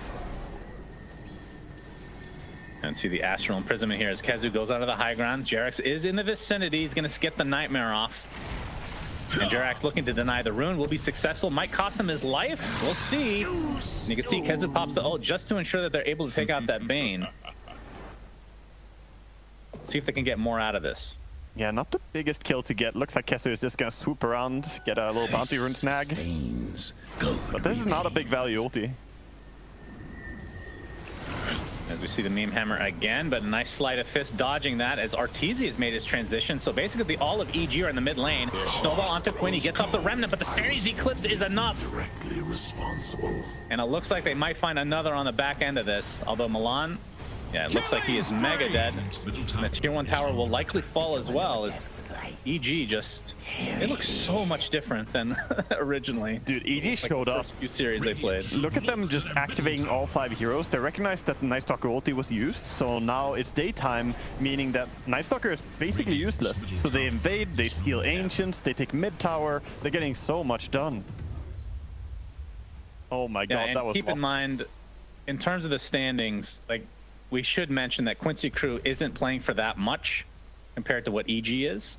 And if there is some sort of like Should look to their tournament or whatever that replaces the major and they end up these standings actually mattering, this game could be valuable information for Quincy crew because you know EG are like super try-harding right now. Exactly. You can learn a lot. Yeah, EG have to show everything they can here, whereas Quincy can take it a bit easier. Of course, being undefeated at this point, 6-0. Yeah, you'd think they want to try to preserve that, and I mean, despite what it feels like an EG momentum being on their side, the net worth is still relatively even. As Quinn gets Astral, Meteor Hammer to follow. Another sleight of fist dodge, though. It's difficult to time. Ooh, that was close. Difficult to time so perfect that you can't even get sleight of fist out. Like, that has to be really frame perfect. Enough. Yeah, Quinn has the Orb of Corrosion working on a Maelstrom next. A gift from the Looks like Abed will be going for the Agnum Scepter now that the Meteor Hammer is done, so the double Astral Annoyance will continue. I'm trying to think of the most annoying spells in the game, and it's got to be top 5 Astral. Oh, yeah. It's got to be, right? Yeah, it's definitely one of them. I think Tinker Laser as a mid player, I would, but it's basically just, you know, doing the same thing. It's about not allowing you to play for a bit. It's the frustration. Well, MSS can find Ponlo, but he's going to get glimpsed to safety here. And we'll see what Quincy Crew can do now that they have, I mean, the towers are technically even, but the fact that the mid tower, oh, I'm sorry, the bottom tower is taken out as well by EG, so I guess EG do have the advantage in buildings. Yeah. But the fact that the net worth is even and they have one more tower, I mean, that means Quincy Crew are doing a really good job of not allowing this to snowball and that's in EG's favor right now. That's with the fact that EG stole a massive stack from Quincy's Ancients. So if they didn't do that, Quincy would be ahead by now. So they're being very efficient. They're farming really well. They're now moving bottom, looking for a gank with this Disruptor ulti. Raid King is difficult. Yeah, it's funny because the previous iteration of EG, it felt like even if they lost their lanes or it looked like they were losing, they would still be in the game or even have the lead net worth-wise, just because their farming patterns were just so much crisper than everybody else. So you can see NA region has definitely closed the gap here as the smoke gank was... They ran into each other and then just immediately ran away, both of them, because they were scared. Smoke broke for both teams at the same time. Yep, Arteezy, he's going to see Ponlo, and he's going to two-shot him potentially. No, might take 3, but the glimpse keeps him safe. Crit is in the vicinity, and it looks like with the skeletons continue to chase, although Mean Hammer's used in the meantime on Kezu, so they're going to find 2 instead of 1. Yeah, getting themselves a nice little double there. Of course, Kezu is working on a first item BKB, and I can only agree. If you're Night Stalker in this game, you cannot allow yourself to just be imprisoned and controlled. You pretty much have to get BKBs super early when you play against a core or like an OD going for the spell damage build instead of right click. Right. And Yuar just really wants to farm his jungle. It's not like any big stacks to work with, but Jarex is still going to be here to be a general annoyance. And they might be able to catch up. The slow was there from Yuar, the nice trap setup, but Bane can kind of be an annoying here. Although there's the glimpse back, so well, the nice Astral will save. So many answers, you know. There's little cute plays over each other here. But he gets shooed away from the triangle, and they're gonna farm it at least. He didn't get to stop that. All right, it's been a few minutes. Waga, we can talk about TA again. Is going for Deso, obviously, has the Dragon Lance already. This is kind of a cookie cutter build. Like, I would assume Blink or BKB afterwards. Oh my god, like that is the darkness he's sitting in there. Yeah. Yes, he's going for what I would call indeed the cookie cutter build. Dragonlance's first item is so good for safe lane TA, and straight into Desolator allows him to actually bring down heroes like Viper. This is where I say Viper could be a laning stage counter, but later on TA can kill Viper really fast. But same for her. She doesn't really come online until that BKB is up for her as well. So Quincy's timing is not that close yet. They need to split the game and keep having some item progression. So what after Death? Like, we talked about Agnum Scepter, that people haven't been building it after the nerfs. Is like, what makes it an Ags game for TA, would you say? Agnum's, it can be a few different things. Either you're owning so much that you want to win more. It's a great win more item. Or you're completely unable to take any fights and you want to split the enemies so they cannot reach your high ground. those are the two big conditions for it. So basically, it needs to be a stomp one way or the other. Yes. Anything in between, not so much. Yeah, I mean, late game, it's great in any single scenario, but those are the two times that you would buy it earlier for TA, buy it maybe as a second item or third item even. But here, I think he has to get ready for the 5v5 engagements, and that's going to be Black King Bar, just, you know, probably all around. Even Ember has a BKB queued up. That's when you know it's a BKB game. Yeah. Ember does not want to buy that normally too early. Yeah, it feels kind of bad for sure. As Ponlo in the bot lane, we can see Arteezy's item progression. He's going for the cookie cutter build for Wraith, which is the armlet into Deso. Looks like that is being delivered right now, in fact. And he has the Blink Dagger in the quick buy as well, so I like the aggressive choice there. They already have Blink on OD as well, so they're trying to get to a point where they can catch whoever they want to go on. Right. Yeah, I would assume BKB after that, so no huge surprises with itemization on the two position ones. As Kezu, I think he might have his BKB being delivered right now. As Crit doesn't get silenced in time, gets off the snowball, but they should have enough slow and CC to ensure they find this kill, and they do. A nice pick off here for QUINCY crew. Yeah, nice little kill. He was getting a bit frisky there, going into territory controlled by QUINCY, and of course the night vision from Night Stalker makes it difficult to hide. And MSS has Boots of Travel, Spirit Vessel, has Plate Mail queued up right now, so I'll have to see what it turns that into. Is this an AC game or a Shiva's game, or? I think it's pretty good Assault Cuirass here, I would say. Looks really solid. It's all about armor, looking from both teams. That's why you already have Desolator on both +1s. That means Assault Cuirass is even more valuable too. And you can tell QUINCY crew being a little bit passive here, but because the score is deceiving. Not that this is a huge lead by any means, 9-3, but not that many kills to speak of. As Jerax is going to tank this gank, it looks like it's going to require the usage of Dark Ascension, so I guess he'll be happy with that trade if nobody else is lost. But still, very even game, despite what the score shows. Yeah, I'm not 100% sure on the build that Viper is going for, by the way. The travels glimpse away on Wraith King. Oh, yeah. I think the travels close to Blink as well. Yeah. This travels might be a bit too greedy. I would have loved to see an Atos and just owning the game right now. Yeah, Atos for Ember would have been pretty valuable. He's going for BKB. Static Storm placed to try to save Quinn here, but he's going to get stun locked. My goodness. So very big kill for EG. It's felt like forever since we've seen more than 2 heroes in the same spot. Dire should look to their top tower. This Crit going to the high ground. Yawara's in the vicinity. Not sure if they want to fight without their Ember Spirit, but he could kill Crit pretty quickly. But Jerax with the Fiend's Grip, and the rest of EG are on the way. Abed gets the Astral off. Nice. Meteor Hammer to follow. Now, can they queue up? No, Milan actually ulted out without tethering? No, he couldn't tether because of the Astral Imprisonment, so that's why I was saying nice. He prevents it on OD. A really good counter to the Wisp save. Yeah. XD. Well played from Abed then. As Abed is now in the mid lane, going for another Meteor Hammer combo. And this one been a little bit easier on Ponlo. Wow, this Abed OD is working overtime. He's just finding stuff left, right, and center. And this is going to open up the Roche pit as we see the replay here. Yeah, so Wisp just... Yeah, man, did they have vision of Io, or did they just hear the relocate, maybe? Yeah, you can see the relocate going out, and they probably just predicted that that's what's going to happen, because he was tethered at first, and then he broke the tether on Wisp, so that means he's hiding while he's trying to channel the ulti. Yeah, that's nice. All right, that gives the Aegis to... I mean, I know how much you hate. I mean, we both hate the Aegis on Wraith King in general.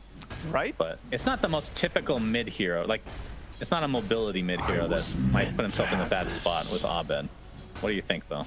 I guess Abed is he's thick enough that he might be fine here. He's got so much HP with the Pupil's Gift, and the Aghanim's almost completed now as well. So maybe it doesn't really matter, but I would have liked to see Aegis on him more so than Wraith King. I can't imagine too many scenarios where Wraith King wants to have this more than OD.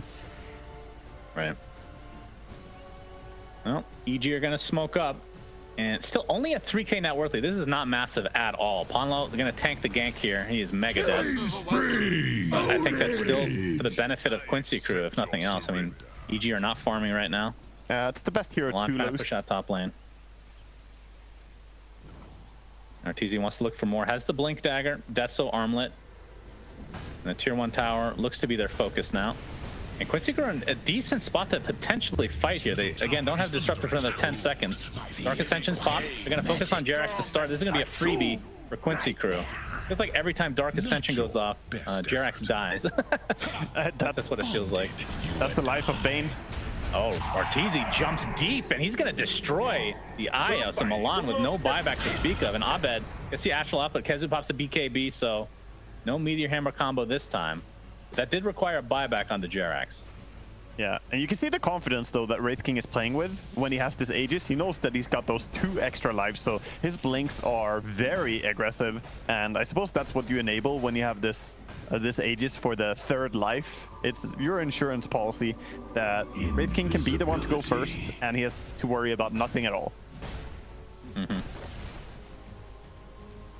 And Abed getting ever so close to that Aghanim Scepter. It's about 600 away now, as the tier 2 tower is going to fall. Now, usually the first Aegis is not a high ground Aegis. And we're looking at the net worth, and it's not that big of a lead for EG, but players don't know what the net worth discrepancy is. And the 15-5 doesn't look good, obviously, for Quincy crew. Like, if you're Quincy crew here, do you feel like you're behind by a massive amount? They probably don't feel massively behind. They know that they're not in a good spot right now because they don't have access to either of the triangles. That's the bigger thing. Players, though, have a really good read for like how close the game is. And I think the big question now is how can they secure a triangle to keep farming? Because if you don't, that's how that net worth discrepancy becomes bigger. And Arteezy jumping onto your war. There's Milan with the heals and the relocate. That was close. It looks like this might be the sacrifice for Milan. Yeah, they ripped through that refraction pretty freaking fast. And Milan almost certainly dies here. Do you know if the TP trick still works for IO, or did they get rid of that? I believe they got rid of it. I haven't seen it in a because while. I don't see any Wisp spammers try it anymore, and I tried it in a demo like over a year ago, and I couldn't do it a single time. So I think they got rid of it without mentioning, like quite a while back. Typical. Yeah, shadow patches. On low, static storm into the TP. It'll be fine. Middle tower is under attack. His safe space. Put down the static storm. You can't stop me here. So for Quincy crew, what do you think the power spike is They got to where they can start fighting? They got a pretty good power spike right now. They just need to group up and play on it. They have the Aghanims for Ember completed just now. You've got your BKB on TA as well, of course. I think maybe you want a Blink Dagger on Night Stalker as well, which I think should be his next item. Yeah, he queues it up right now. Now RTZ blinks in onto Yawar. Ishard's going to keep him stuck in place as well as Milan, trying to get as much regen as possible to Yawar. He pops the BKB, trying to stand his ground. I don't know how much longer he's going to last. He is dead for 50 seconds. Standing as he eclipses Quinn, trying to control them. Gets off the Remnant, but there's the Astral Imprisonment. Does he have a Sleight of Fist? He does. Nice dodge. Another Remnant. This is where the Aghanim Scepter comes into play. But I think he's out of Remnants now. He might be dead as a result. There, relocate. Okay, there's a relocate. Yeah. So it wasn't up for Yawar. Yeah, he had cooldown at the start of the fight, so he couldn't save Yawar. Yawar just a little bit too far out there at the start. Wisp gonna go down here, I think. Maybe Bane does? When? I mean, you have to be careful if you're EG here. I mean, he only has one Remnant, so I'm gonna start keeping track here. The Aegis has been consumed now, so not the greatest usage. Imagine if he had the Aghanim Shard there as well on Ember. Because he has it queued up right now. If he had the Shard already, he could Remnant in, get the kill on Bane, and then Remnant out again. Getting the extra charge when you kill someone. Yeah, it is a kind of a cool Shard, for sure. So, I mean, depending on if you get the... Is it required that you get the kill, or you're just in the area of kills? You just have to be there when they die, if you're within 400 range. So it's quite fantastic for Ember, since he very easily can be, you know, next to heroes when they die. He's so mobile. And you know, if you sleight of fist someone, you're there because your hero gets brought with you when you sleight of fist. Like, it fits the hero perfectly, I think. The dusk is always. Yeah, like you said, he has that queued up right now. And for EG, they continue to build, excuse me, on this lead. 6K net worth lead. So ever so slowly. I mean, against any other opponent, it feels like this would be like a 12K lead already, honestly. So I have to give credit to QUINCY crew for standing their ground here. But EG do have decent control of this game now. So much map control overall. They do. The map control is really big, but they're always being tenacious here. They're trying to get out on the map. You have the mobility of Ember and Wisp TA. So just gonna try and go to bottom lane, shove a bit, but all of EG reacting.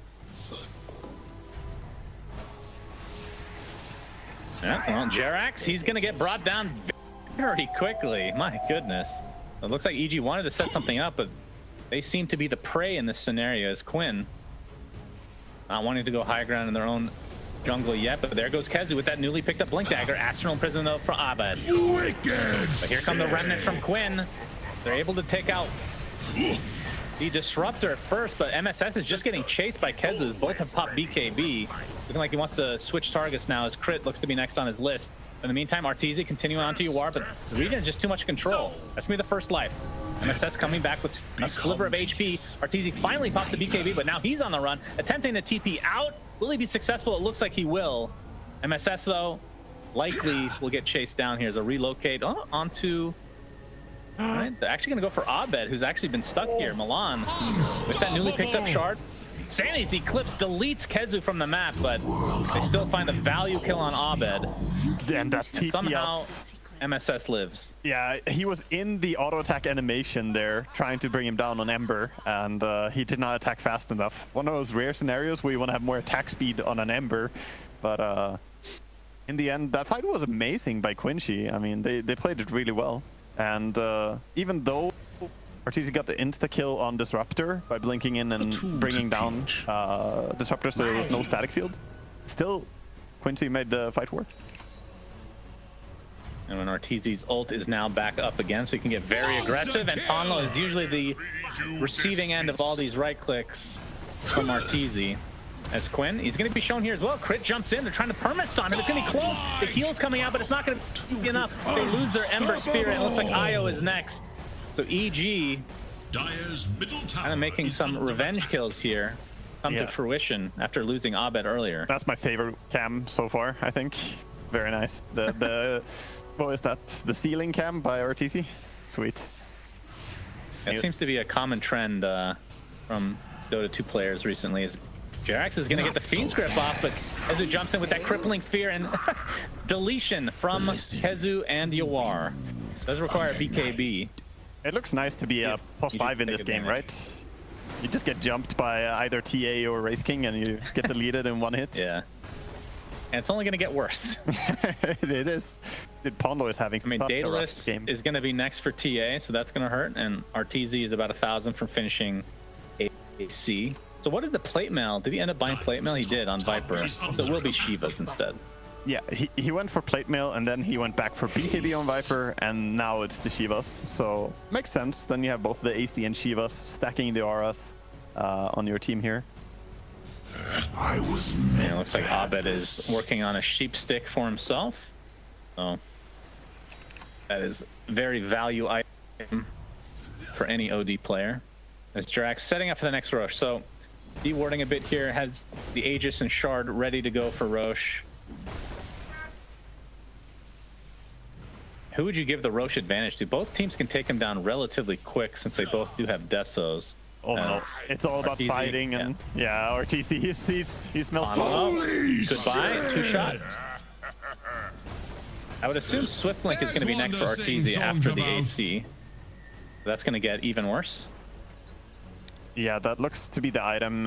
He could go for Travels if he wants to go that route as well, but Swift Blink looks great in this game. Man, just in the last few minutes, I mean, QUINCY crew brought it back to about a 4 or 5k network deficit, but now it's 9k for EG. Arteezy blinks in again very aggressively. Crit Jumps in, Quinn trying to get saved from Milan, but no, it's not to be. And again, Quinn gets bursted down from 100 to 0 in a blink of an eye. Yawar attacking from the low ground, but Arteezy's still fine. So has a second life, has his blink as well. It's going to get canceled thanks to the Thunder Strike. See if they can chase any further. Doesn't look like it. Arteezy wants more. He's like, kill 3 of them, still not enough, but finally they're going to turn around and go into Roche. Yeah, this Wraith King, Arteezy is playing really, really well on it. He is basically leading his team through every single fight. Cursed. All right, Arteezy playing very well. Just wants his second life. No big deal. A minute down. They probably didn't even see that either, so. I think he actually did that on purpose. I'm going to be the one to call it. I think he wanted full mana, full HP. Possible. I actually think that was intentional. And they won't know that you don't have your second life, so it's unlikely that they jump you anyway, so wouldn't be surprised. Yeah, I mean, the odds of him getting punished here, I think that was on purpose. He targeted his armlet throughout a team fight just before this. I think he just wanted to, yeah. I mean, he did get slammed perfectly, though. So here's my question to you. He did take the shard, which I would say is, especially with no mana burn, kind of a weak shard upgrade overall, where somebody like MSS, I think MSS's shard is literally the best on their entire team, but maybe they don't need help with the high ground. Yeah, MSS shard looks very good for what they want to do here, pushing high ground and like closing out the game. But I think Arteezy just feels like he deserves it here. You know, he's the one owning, controlling the game. Make him even stronger. Can't really argue with it. Typical +1 player is what you're saying? Yes, the entitlement is here. Yeah, makes sense. Radiant's bottom tower. Did he go the skeleton talents? Okay, so he didn't even go the skeleton talents. So the shard is actually pretty bad. Like, the mana thing doesn't matter again with the no mana burn, and you get the skeletons on Wraithfire Blast, which with 0 of the talents taken is at best. I mean, if he dies, then he spawns some skeletons. They can take down refraction charges, I guess. But yeah, it's pretty bad in this game. I definitely think it would be stronger on Tusk or Viper. Tusk shard is not to be underestimated. Yeah, that's true. Oh, Yawar caught out with the Fiend's Grip. Thought he was safe with the blink in the trees. But Jerax with nice maneuvering with a blink of his own. That hurts for QUINCY crew. Yeah, and mid we see a little relocate save there. And we'll see what they're able to do with this. This might just be another sacrifice for Milan. Oh, he gets glimpsed. Wait, oh, Wisp has the I thought he tethered first. Yeah, Wisp has shards, though. He stunned the Wraith King with the tether. Didn't get hit. Yeah, fair enough. Someone's knocking on their door here. Yeah, this is more than knocking. Very loud pounding in the ears. Fortifications finally popped, but Arteezy just going to stand his ground, knowing that TA will have to expend a buyback, which doesn't actually exist right now. You love to see that glyph when the creeps spawn right after, so you can farm them. That feels good when you're pushing. Yeah, that's true. They might have to give this up. This is going to be, at the very least, the melee racks in favor of EG. And you can see Abed starting to work on the tier 3 bot. And yeah, with the Aegis, 2 minutes still to go. I don't see the reason for Arteezy and company to even move out here. Arteezy also, with these creeps, gets enough gold for Swift Blink. He's sending it in now. Have a sneaky smoke by Kessler and Monlo, by the way. Yeah, this is a very important fight for QUINCY because they are now down by a massive amount, 18 net worth deficit. They see the courier coming in potentially. I'm not sure if that's worth the gank if they want to use a surprise tactic on the heroes themselves. But here comes Kezu. Gets a crippling fear onto Abed with the static storm applied as well. It's going to be pretty big. Into Yawar coming in with Io. But my god, the right clicks are ridiculous. Yawar is the first to die for EG though. As QUINCY crew continuing to chase. It's Jerax just being seen on the low ground now. Nicely done from QUINCY crew. But can they kill Arteezy? They're going for everybody else first. Ultra kill for Quinn. Arteezy still left alone. And he is not scared. He has 3 lives to work with. Don't test him. Run away. 1, 2, 3. All right. Creep. Little reset here. Sorry. Yeah, the creeps are being pushed out as well, so I don't know how much further Arteezy can actually go, but he's gonna just destroy Quinn. Are you serious? The invincible. Oh my god. Nice. And whoever the hell that is, that's Bulba. He's very happy. He was happy enough to actually take a shower this morning, it looks like. My goodness, that's a rare occurrence. Wow. It's okay, me and Bulba are good friends. I like how he was happy enough to time travel and take a shower in the morning. He's still wearing that disgusting hat, though. That thing probably smells terrible. As Arteezy now working on this melee Rax, he's pushed in mid to allow himself to do this. And that looks like the second Rax. I mean, I understand, like, QUINCY Crew had to go for everybody else first. They have zero answers for Arteezy right now. Yeah. I mean, they did the best they could there. They bursted OD really well. They brought down Viper very quickly. But all this time, Wraith King is smacking. And sooner or later, people are going to start dying, you know. Like, doesn't take too long. Oof, the cleave. Yeah, that was a good backstab, though, from Kazu and company. They focused on Abed. They got him right off the bat, so he couldn't cast anything pretty much. But it's when you're down this much, it's really difficult to make that next step into trying to bring back the game. I like how both Disruptor and Night Stalker there just decide to leave fully. They're like, nah, we're not going to stick around. Suddenly Ember is alone there. It's the ultimate sacrifice.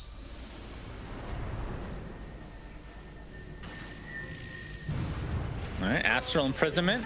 Ooh. I bet it actually blinks out. So Static Storm, it's like a... I think it applies a tick later, so Blink has priority. As long as you're blinking in the direction that you're facing, right? Is that how it works? Yeah, you can blink forwards, you can blink out of it. I don't think you can once the Aghanims is up. I think it actually disables items like immediately, because you can't BKB out really? of it. Yeah. Otherwise you could get BKB out, you know, from Imprison, for instance, but I don't think that's the case. You always get... Yeah, and sadly for QUINCY Crew, Ponlo is only halfway to Ags, and they might just lose the game outright before then. Arteezy blinks in again. Milan, 3 shots. That's the basher being shown now.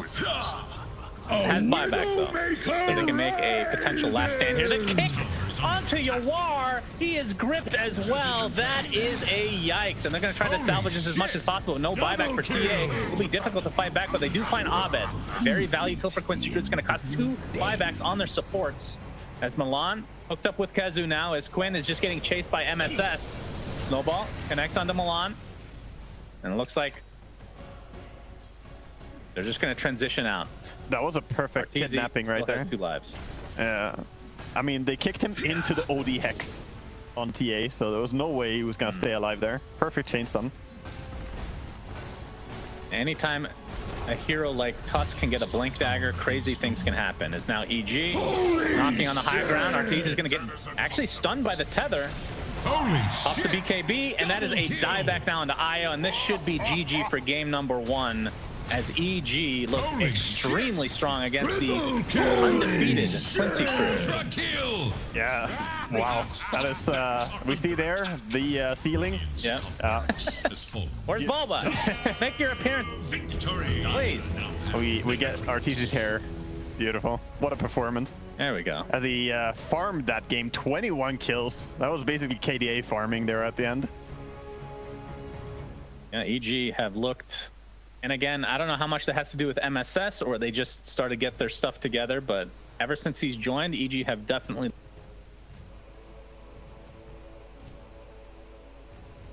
looked a lot better than what they did their first few weeks in the DPC. And I know that MSS is a temporary substitution, because they did mention that Nightfall will be back for Season 2, so we'll see if that ends up changing based on, you know, how well MSS has played so far. Yeah. And holy jeez, that's trippy. Whoa, what is... You're coming back. I thought that they would run out of effects already. This is impressive. My goodness, the production level of ESL has gone to the next level. And let's see if the panel has anything cool to say about this amazing tunnel view that we have.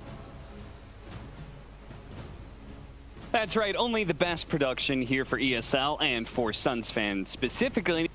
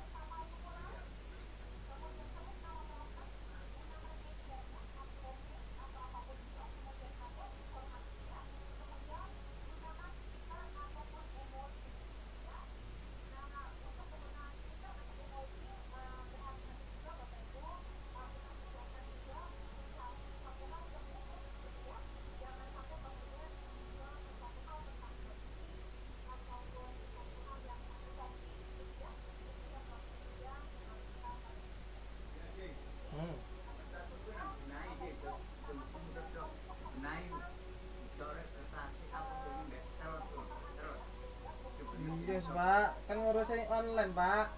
Online. Ini nang dispenduk. Iki kan nomere.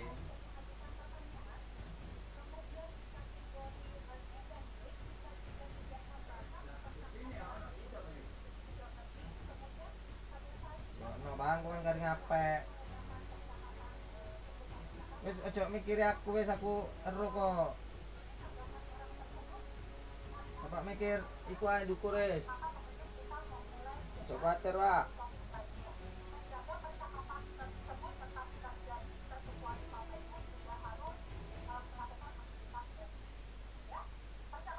For game Вы еще так 2. говорите, сильная команда. Если Going они into считают game себя 2, сильной I командой, think почему не one of the things попробовать that себя, например, felt там в weak, другом obviously the регионе? laning stage wasn't ideal for them, but I think that their support duo had no good disable to stop this like beefy run at you guy. If you can just like disable Wraith King, even if it's with like a Gale or a Slow or something simple, when he does get aggressive, it's going to buy you time to actually make team fights happen. But it felt like they never had an option to do that with their support duo. And I think the hero that I would look at is Disruptor. Like Disruptor had really good solutions against some of the supports, but Quincy was never ahead.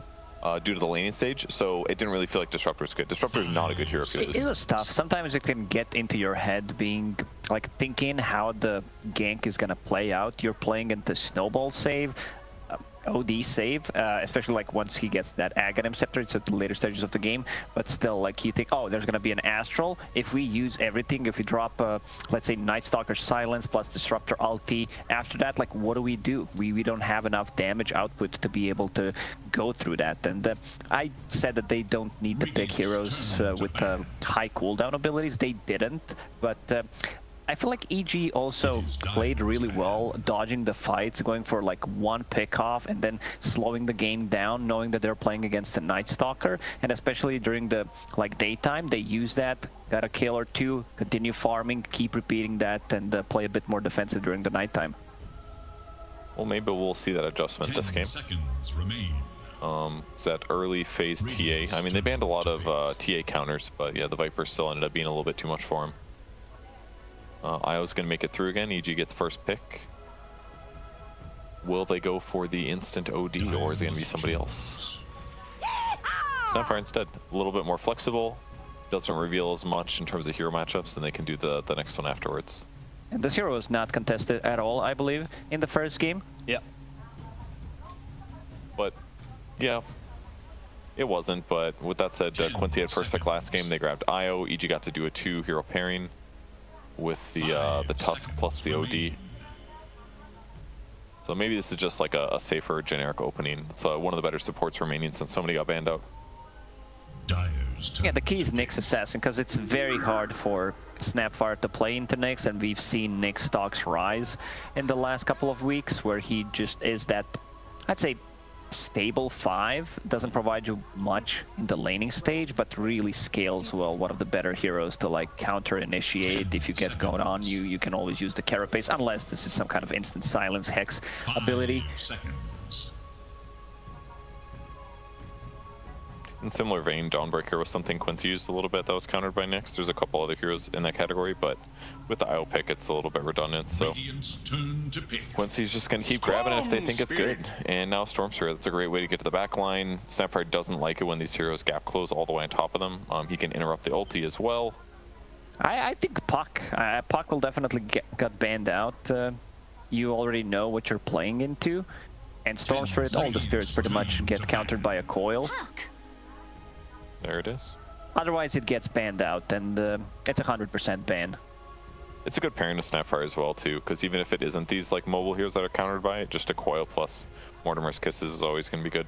Yeah, pre-BKB, these two heroes are going to deal a ton of damage. Very easy to execute, even if you fail a couple, you know, globs of Mortimer's Kisses, still going to be able to deal damage. What do you think about EG's lack of ever picking Wisp? Because in this circumstance, it kind of gives them the upper hand, that they sort of know what their opponents are always going to go a certain path. It's like everybody picks it, right? Everybody picks it, but they've played against it so many times that they know how to deal with it. So I'd say it's a strength, but it's also a weakness, because the other teams don't have to spend like one ban on a hero that is first phased. This time around, Quincy Crew did put a priority on better IO partner, I would say. In the second phase, their Storm Spirit got banned away, and then in the third phase, they also had Leshrac banned away. So this time around, they're going to have a mid hero that really takes advantage of IO. IO Storm's been one of the classic pairings for the last 2 years. You think about that silencer ban there by EG, kind of interesting. It's a good way to stop Snapfire ulti, but other than that, the hero, a lot of the time on paper looks good, but in the end ends up with like 16 deaths, and you play 4 versus 5. I mean, if they can jump their opponents with like Storm and then IO relocates and Global at the same time, you're going to have a great team fight. It's another good way to deal with Puck as well, as long as he's not phase shifted while it's active. Forces him in defensive items a lot earlier, which isn't good. But I was just still surprised to see it. Kind of interesting, maybe some scrim knowledge. Death Prop ban. There's the Veno that QUINCY has played a bunch, trying to protect their carry here. Yeah, after considering what happened in game 1, they definitely want to make sure that Artur has a strong game. I feel like that was probably one of the most active and also one of the most dominant performances by Arteezy in a bit. Oh, for sure. Like his Naga performance was top tier, but this one I think he kind of beat himself with it. Just all over the place, being able to play with the team, comes online fast, and also that fight inside the Roche when Roshan kills him. Just classic Artur stuff. That's good, yeah. He just wanted full health, that's all. It is Radiant's ban. Standard heroes being banned here. So the offlaners that everybody's picking here or there. They give tower push options. They give AoE control. It's a great Snapfire dual lane. Heroes that definitely, like, I feel like Death Prophet especially, maybe it's Jarex's hero, but either way, it matches up really well with the coil, right? You have this nice hold, then you have a bunch of damage follow-up. Spear can break coil potentially. That's true. They've got, then they would also have the Mars Snapfire duo, which is pretty dangerous. Always got to ban away the second phase Timbersaw. So that hero was actually totally untouched in last game. So perhaps that is a sign of what to come here for EG. Yeah, whenever I see IO plus Storm Spirit, I feel like if Luna is not banned out, this could be like a really good tri-core of the heroes. Good, it allows you to play extremely fast. You hit the certain timings, like 1-2 item. Storm Spirit plus Luna with a BKB, it unlocks the Roshan relatively early. I feel like EG's, I mean, they put so many bans towards protecting their safe lane so far. Wonder if that's the key to beating Undying so far. Because games that they've had with like Venomancer, just they win laning stage and then they get to play the map all tanky. Kazu gets to direct things well. Seems to be a good anchor for them. But right now, EG's got no tower hitters still. Death Prophet would have been nice, like by far the best offlaner that hits buildings. But with Puck not doing it all, it may lay on the carry and thinking like TB maybe. This is gonna be like one true carry for QUINCY crew. IO plus Ogre, who they gonna buff up? Whether it's gonna be like Gyro, Luna, or they go with the offlaner for now. So far, like EG, they don't have that like clear Tidehunter counter. Terrorize is okay, but Tidehunter should have a good laning stage, whether he's playing into Snapfire plus Wraith King or Dark Willow Wraith King. Most likely gonna be Snap, considering that Jarex played Snap 5 and also Dark Willow scales a bit better with the items, I would say. I think Tide and Ogre are decent mitigation factors to Wraith King unlike last game though. I mean, Anchor Smash alone is gonna reduce his damage output a lot due to all the armlet undercutting, gushing him here and there is gonna make him running around in fights a little bit harder.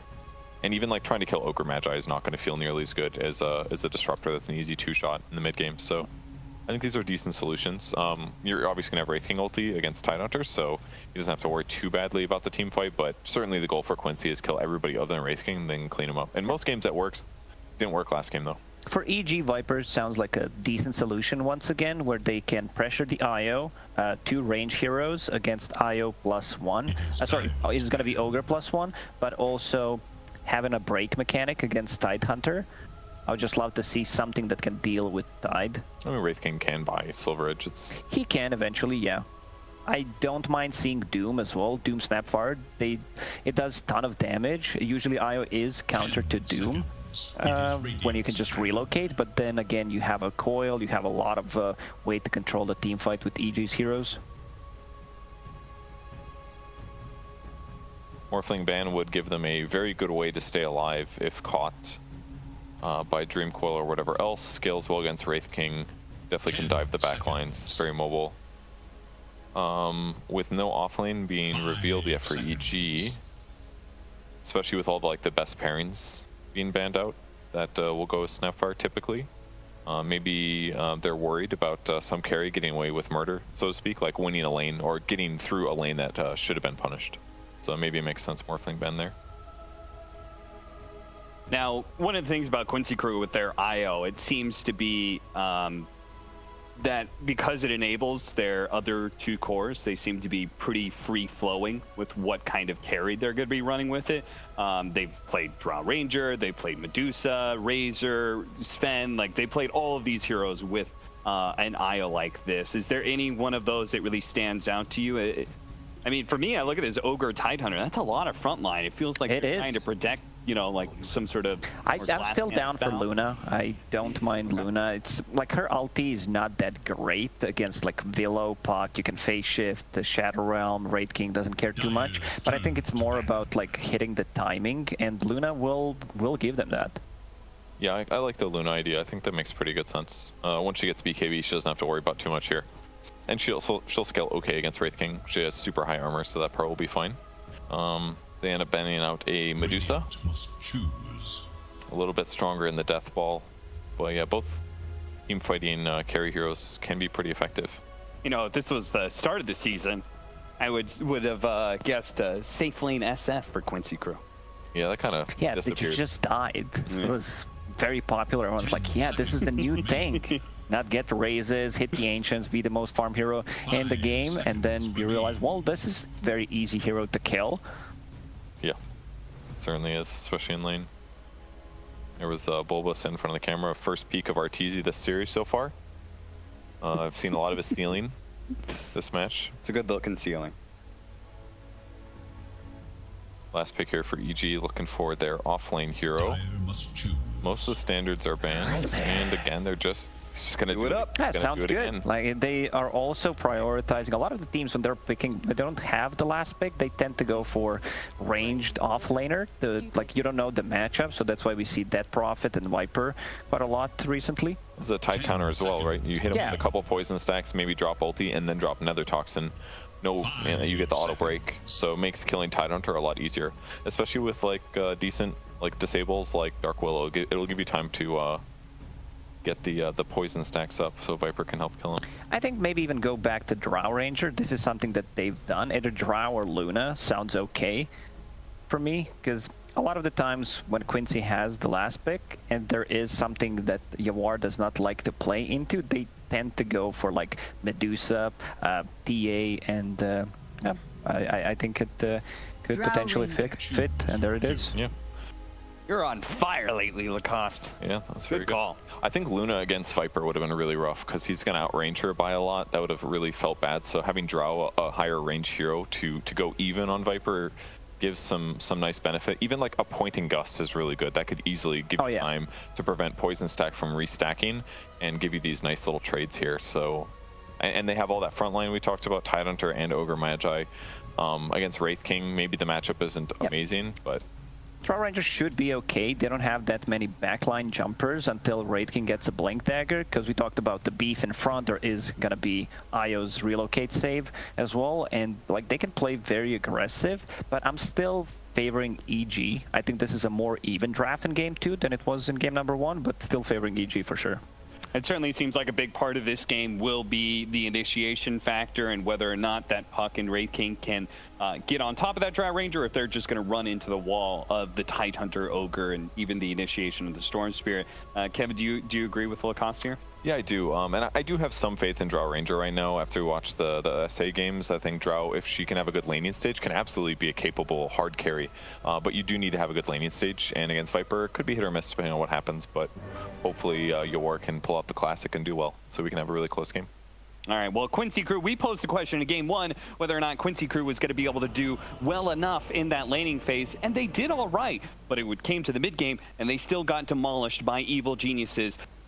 Are they going to be able to win this time around with a Drow Ranger? Let's head to Sunsfan and Wagamama. Thank you, gentlemen. EG versus Quincy Crew, Game 2 of this best of 3. If EG win, then we have a tiebreaker between EG and Undying for that second slot.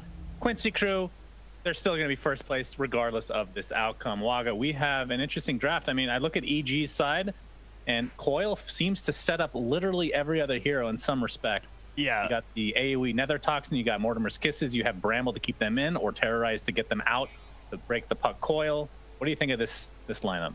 I really like EG's draft. That looks very well rounded. They have what they need, and they didn't stray too far away from what worked in Game 1 as well. So we'll see if Quincy's approach in Game 2 can be better. But I'm gonna have to say, if EG play like they did in the beginning of Game 1, then it will be difficult because their rotations were on point. Yeah, on the other side for Quincy Crew, 30 seconds I mean, the last pick, Drow Ranger, the panel seemed to like that quite a bit. Do you think this is going to be completely dependent on Quinn getting off to a very good start, or do they have some other aces up their sleeve here? It doesn't have to be. I think he can get a lot of space just by Ogre and Tide playing together. Even Drow Ranger could activate a little bit earlier, but it's difficult to shut down a Storm in the early game, though. As we're going to see the Bounty Rune battle commence, and this is a scary lineup. This Quincy Crew, you can see IO obviously making every hero faster, more regen, and Ponla with the infinite armor at level 1. Yeah, 3 for 1 on the Bounty Runes, thanks to him being stronger. Yep, so good start for Quincy Crew. I would be interested to look at a stat where if you get 3 or more bounty runes at the beginning of the game, what the win rate is, if it even makes that big of an impact. I've seen, it would be... Yeah. I've seen some numbers. I don't know exactly the 3-1, but I know I saw some stats for like if you get all 4 bounty runes, it was something up in the 70%. It's really impactful. Wow. I think it's less so that the runes are super impactful, right? More so that it tells the story that, oh, your opponents were, not on, not on the right track here from the start, so maybe they are not playing good Dota. Right, and I guess if you're getting all 4, that's a much smaller sample size than the 3-1, which we see quite a bit. Yeah. But yeah, that would be cool to see some break to that at some point. So Quinn versus Abed at it again. We've seen this matchup so many times in different forms. This will be the Storm Spirit versus Puck. Your thoughts on the hero-to-hero matchup? I think Storm does just fine, and then at level 6, Puck can start killing Storm if he gets rotations. But until then, it's pretty much just a farm trade. Puck will work as hard as he can to harass. Wow, a lot of high ground misses for Quinn. But usually not able to do too much as the hydration runes in the bottle gonna keep Storm's HP up. Yeah, the cool thing about Quinn is you're talking about the luck factor with the uphill missing, but he is the one mid laner that has come out and said that he thinks he is actually lucky when it comes to runes. I don't know if I've ever heard anyone, especially a mid laner, say something like that before. It always stuck in my mind. Maybe he's just not aware that there are 2 hydration runes. He's like, I always win it. I always get the water rune, guys. Yeah, just hasn't read the patch notes from a couple of years ago. Abed's going to chase down this. Looks like he'll get the bottom one and Quinn will get the top. So Quinn lucky again, it looks like. As the bottom lane, we're seeing a lot of harassment, but and this is an interesting lane. It's Io Tide coupled up, so Kezu will be very hard to deal with versus the Wraith King Snapfire. What are your thoughts on this lane? I like that Kezu decided to go for like a no regen build on his Tidehunter, just allowing the Wisp to do all the work regenerating him. So he went for really stat heavy builds to be competitive in the last hits here early on. It's a pretty cool lane. I like a Tidehunter with some farm. Dire's courier has been killed. Yeah, I've been waiting to see that level 25 talent on a core, like a position 1 Tide or even a mid Tide. I have yet to see it. It sounded good at first, but then when I saw like a pub game, somebody doing it, it was not this time. Absolutely trash. Thanks. So hopefully that gets buffed in the near future. Maybe the next patch, in fact. I think it's actually insanely powerful, but usually we don't get to that stage for offlane Tidehunters in the competitive games. But that talent is maybe really my good. games are just very low level compared to what you see. But oh yeah. Have you actually seen like higher level players do this build? I mean, yeah, I haven't seen it in competitive again, but I've seen people do it in my pub games. I've done it myself as well, and it is bonkers if you get there. Did you play Dota 1? I can't remember. Yes, I played Dota for about 18 years. Okay, so trying to see if that's before my time or not. But you remember the old Tidehunter with the passive anchor smash, right? Where he would do like the 360. Yeah. That was one of the best animations in the game. Very sad when they changed it. Battlefield Tide every game, so you could spin. Stupendous! There's a lot of things we missed from Dota. I mean, you remember the PA where you'd get blur and you'd be literally invisible, basically, and you'd go for 5 battlefields as top lane, Ponlo. Looks like he's going to get stuck and be brought down as MSS gets first blood. I think he got first blood last game as well, so good start for EG again. Yeah, he did. Really nice kill for him. Getting a good start once again on Viper. And they're trying to get Wraith King bottom, but maybe he can stay safe. Yeah, so much regen on Kezu.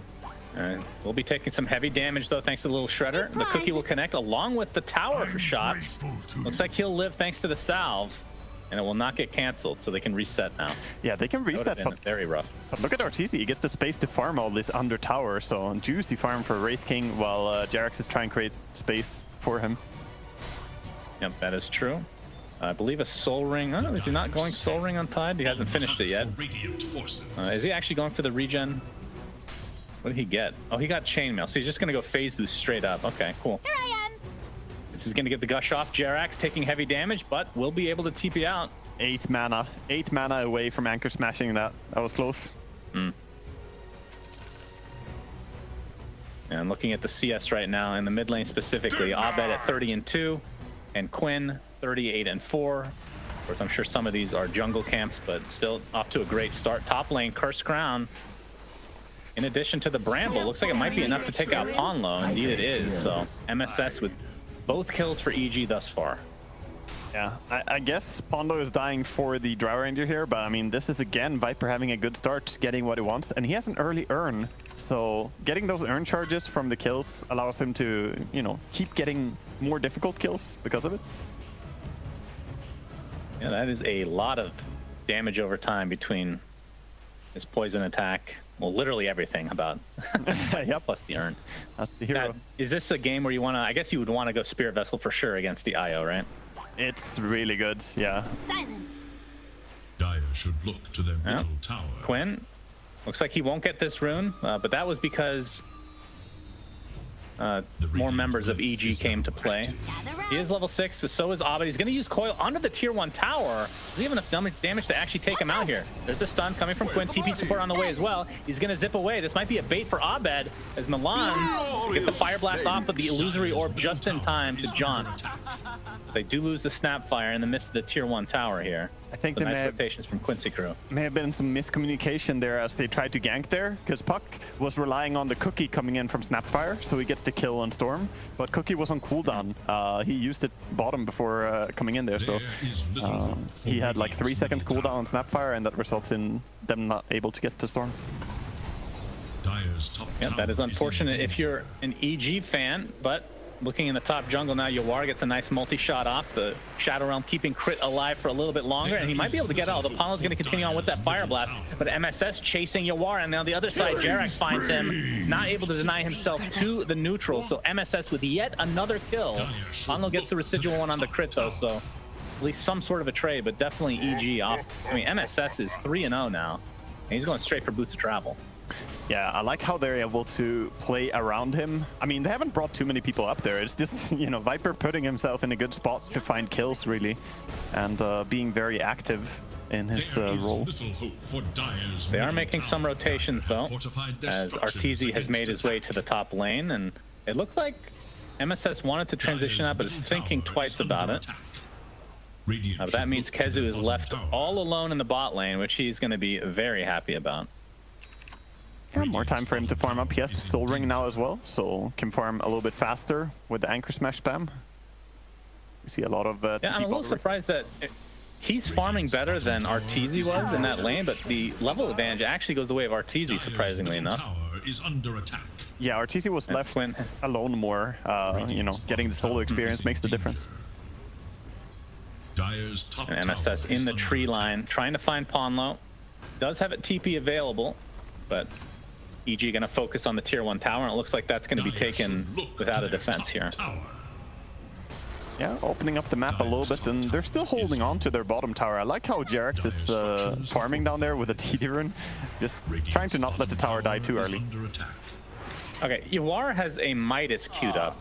Is this real? I mean, he's off to a rough start in farming department, so maybe that makes sense on Sun level. His bottom lane, they're going to find the Snapfire kill. Does Quincy crew. That's the... I was going to say that was a relocate, but no. It was just the old-fashioned Tether with Storm. Yeah, they zip in. The Midas for Draw Ranger here, I think he doesn't want to join anything. He's just going to sit in jungle and hit creeps forever and let his team play as 4. And then somewhere in like 20 minutes, the Drow is going to win the game. So I guess you can go Midas here. If all you're going to do is farm anyway. I mean, good news, Waga. We do have a Bloodlust leveled this game. Oh my god. Very early. Wow. I don't remember who that was anymore, but they'll remain nameless. Yeah, I don't remember. No name and shame. I've seen multiple ogres go for several points Fire Blast. It seems popular. I don't really agree with the value on it. I like Ponlo's build in this game though. The 1 point stun, maxing Fire Ignite, and Bloodlust after. Yeah. And you are with the Midas. That's extra attack speed for Drow. Very, very good. Of course, it does absolutely nothing with multi-shot, but we'll just ignore that aspect. Yeah, this means they want to take a little bit of a slower approach, which I would assume, like back to our original conversation, it looks like Quinn will have to get some kills here, or at least create some space for Yawar in some fashion. But he's having a good game, so he is the one leading them. Yep. And they're going to try for MSS, completely outnumbered with a relocate coming in. So very value kill on the Quincy crew. And again, MSS was very farmed. And he actually bought something, so I'm not sure if it's the Boots of Travel. He changed his mind. But on the other side, Yawar, we're talking about creating space. You can't do that if he's dead. One more right click should do it. He will fall to the last one of Abed, and it'll be a trade for the Dark Willow. Good trade for them.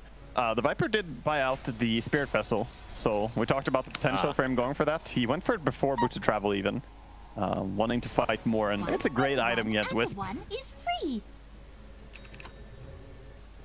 Yeah, so in essence, he didn't really end up losing much gold then, since he bought out essentially before he died. That's nice little min-maxing from MSS. And I can understand the Boots of Travel purchase if he had gone for it as well, because he was off to such a good start, and it just helps amplify everything in that fashion, but not to be yet. Yeah, Spear Vessel probably the more active fighting build, and look at him. He wants to go and fight in the enemy jungle right now, activating together with a crit. Just taking over. Has the 1 Spirit Vessel charge for now. Remember when that, for I don't know how long, was that like a month, where Spirit Vessel had that passive that just worked? Oh yeah. The health regen de-amp or whatever the hell it's called. Yeah, that was not great. I'm glad we don't have that anymore. It's a very short period of time. Yeah, Necro was a very sad hero at that time. He still is, of course. Need some more buffs. Ice Frog, please. Bring back the no buyback mechanic on Necro, please. Oh god, that was the best. You kill someone and you just know he's not playing Dota for 2.5 minutes. This guy is out. Yeah. I can't remember, was that the same time as the respawn timer talents? That would have been a good reason to have it, actually. I can't remember if it overlapped with that. Selfish. I'm gonna say yes, as maybe. You can see this pretty big stack Yawar wants to take out. He does not have any damage, though, other than his ult, so Kezu's gonna have to help out with the Anchor Smash. So this will help catch up Yawar to some degree. This is one of those cases where Kezu is doing all the work and Yawar is gonna take the money. Yeah. He gets XP. Yeah, that's something. He gets exposure. But yeah, it's the greatest downfall for any artist, right? Paid by exposure, the worst kind. Exposed to XP. Quinn, smoke's gonna break here, and Jack's just gonna TP out. Wow, what a spot! He was right behind that tree. They had vision there, by the way, everywhere except right behind that tree. So precise. Yeah. Well, Ponlo is still smoked up, looking to get some wards down. Gets dewarded immediately by Jerax, though. That feels pretty bad. And looking at the position 1 farms, obviously... wait, did he... Okay. I was going to say, Yawar, I think the Midas is on its way, finally. So, a 13-minute Midas on Drow. We'll see if it pays off. There's plenty of time to farm in this game still, and he has very little plans to join fights, I think. Dire should look to their top tower. The question is, where will his farm be at when Arteezy gets the Deso armlet? All right, because that's when they're going to start fighting, I would assume. Oh no, the combo. Oh, we have the Terrorize. Oh, speaking of Yawar, has he even used the Midas? No! Efficiency! No! But they're going to try to turn this around with the relocate. They'll find crit at the very least, but Jerax forcing them out thanks to the Mortimer's Kisses. So not the greatest rotation from QUINCY Crew, not able to save their position 1. Yawar has died 3 times this game. Yeah, just goes down. And he basically still doesn't have Midas, Wagger, because he didn't use it. Exactly. Dead for over 30 seconds, and then he has to TP out, find some creeps. Oh, that doesn't feel great. And we're talking about where Arteezy is basically just a Mithril Hammer away, basically 1,600 away from finishing Deso. So what can QUINCY Crew do to withstand what is to come here? I think what they need to do is keep killing Viper, keep making power plays now before there's a BKB on Viper. I think Storm is very strong right now, and you gotta try and play around him and Tidehunter somehow. Drow is not gonna join. She's busy, but the rest of them can maybe make plays. Yeah. I mean, the issue, I guess, is that it's going to be 4v5, and EG has no real reason to split up once they hit this power spike, I would assume. RTC ceiling, there it is. Nice. Beautiful. Just missing Bulba in the picture, please. Smoke up now by QUINCY Crew. There's no guarantee that... Blink Dagger on Kezu, by the way. Yeah, there's no guarantee that RTC wants to join the fight either, though. But he might here as they're baiting top. Yeah, Milan gets fire blasted. We hear the Ravage go off, but Kezu not able to find anybody with it other than Crit, who is Shadow Round. They will find that kill at the very least, but we're not stuck in coils. they get more. That is certainly not worth the Ravage. Yeah, he was aiming for there's puck. the coil. Yeah. Oh, Quinn getting beat down by Abed. There's the cookie to follow. Fire blast from Ponlo trying to help out, but Quinn looks like he does not have enough mana to get out. And Ponlo is going to be next on the list as EG taking this fight easily, and into the Roche pit they go. They have the minus armor from Jerax. Yeah, I'd call that a full disaster pretty much. Using Ravage, losing a team fight right by Roche against a team with high minus armor. They're gonna get Roche for free here, I think. Dire are scanning for enemies. And Abed not in the vicinity, so you have to assume that Aegis again will go to Wraith King, which, I mean, it's worked out. I mean, it's hard to really gauge how much impact it has because people play differently when he had, like, you just have to ignore him, right? Yeah, he was owning. I mean, if he gets his Blink Dagger during the time of this Aegis, which he very well might. I mean, it's just 5 minutes, but he farms very fast. He might get Blink Dagger as well into his inventory. Yeah, see the zip in. All right, the Yules onto Quinn. They're able to set up the kill onto the Dark Willow, so Crit with his 5th death of the game. Been tanking a lot of these ganks, though, as Yawar has his Dragon Lance now, so starting the road to recovery, I guess is the best way to put it, as you see the Ravage there earlier. Yeah, this is... Team QUINCY, they went for something big there, trying to surprise the puck, but right now they need to wait for the big cooldown, and they don't have too many plays they can make when Ravage is down. So right now the map feels pretty open for EG. Yeah, and they're sporting the 2K net worth lead, and you have to assume that the outer towers are going to be what they try to focus on as Arteezy and company. Oh. Yeah, Quinn was taken out in the bot lane, so that required the Mortimer's Kisses as well as the coil, so a very high-value kill again for EG. They just have so many combinations with Dream Coil. Like we talked about, you mentioned it when the game started. Pretty much anything combined with Puck here is able to kill the Storm, and that is a terrifying fact in this game. Dire's bottom tower. Yeah, they have so many good combos. And it's pretty easy to get the coils off as Jerax is trying to tank this gank as they're is the relocate Milan. He's by himself, but Jarek's gonna be taken out, and Abed will be able to walk away safely. That was a a relocate bait, maybe. I don't know. Yeah, I mean, at least QUINCY gets something, but EG not losing anything of value there, really. Losing your support. Don't think they're too phased by it. Yeah. Invisibility. Abed has the Witchblade, by the way, to go along with his Yules, and is going to go for Blink next. So, again, I mean, Blink is not always picked up by Puck, and the fact that we talked about the coil setup being so good, I think that makes a lot of sense. You get the Blink into the immediate coil, and it doesn't really matter what you do, because your team has just god tier spells to combo it up with. I love that decision, because a lot of mid players will just brainlessly buy Kaya Sanj no matter what. And in this patch, you can have a lot of success with that. But will it be the best item you could choose? I think Blink here is much better, and that allows him to go into Aghanims after the Blink, which will destroy Storm. Yeah, that is true. Yeah, it's cool. I mean, talked about this before with Jenkins about how Tide is one of those heroes that just had this cookie cutter. You'd always get Blink Dagger first, but now things have changed so much that it's a decision you have to make. And Puck in the same category. It used to be Blink only. Yeah. Not anymore. Witchblade and Kaya Sanj, both such fantastic options nowadays for int mid heroes. You always have to weigh which one you want more.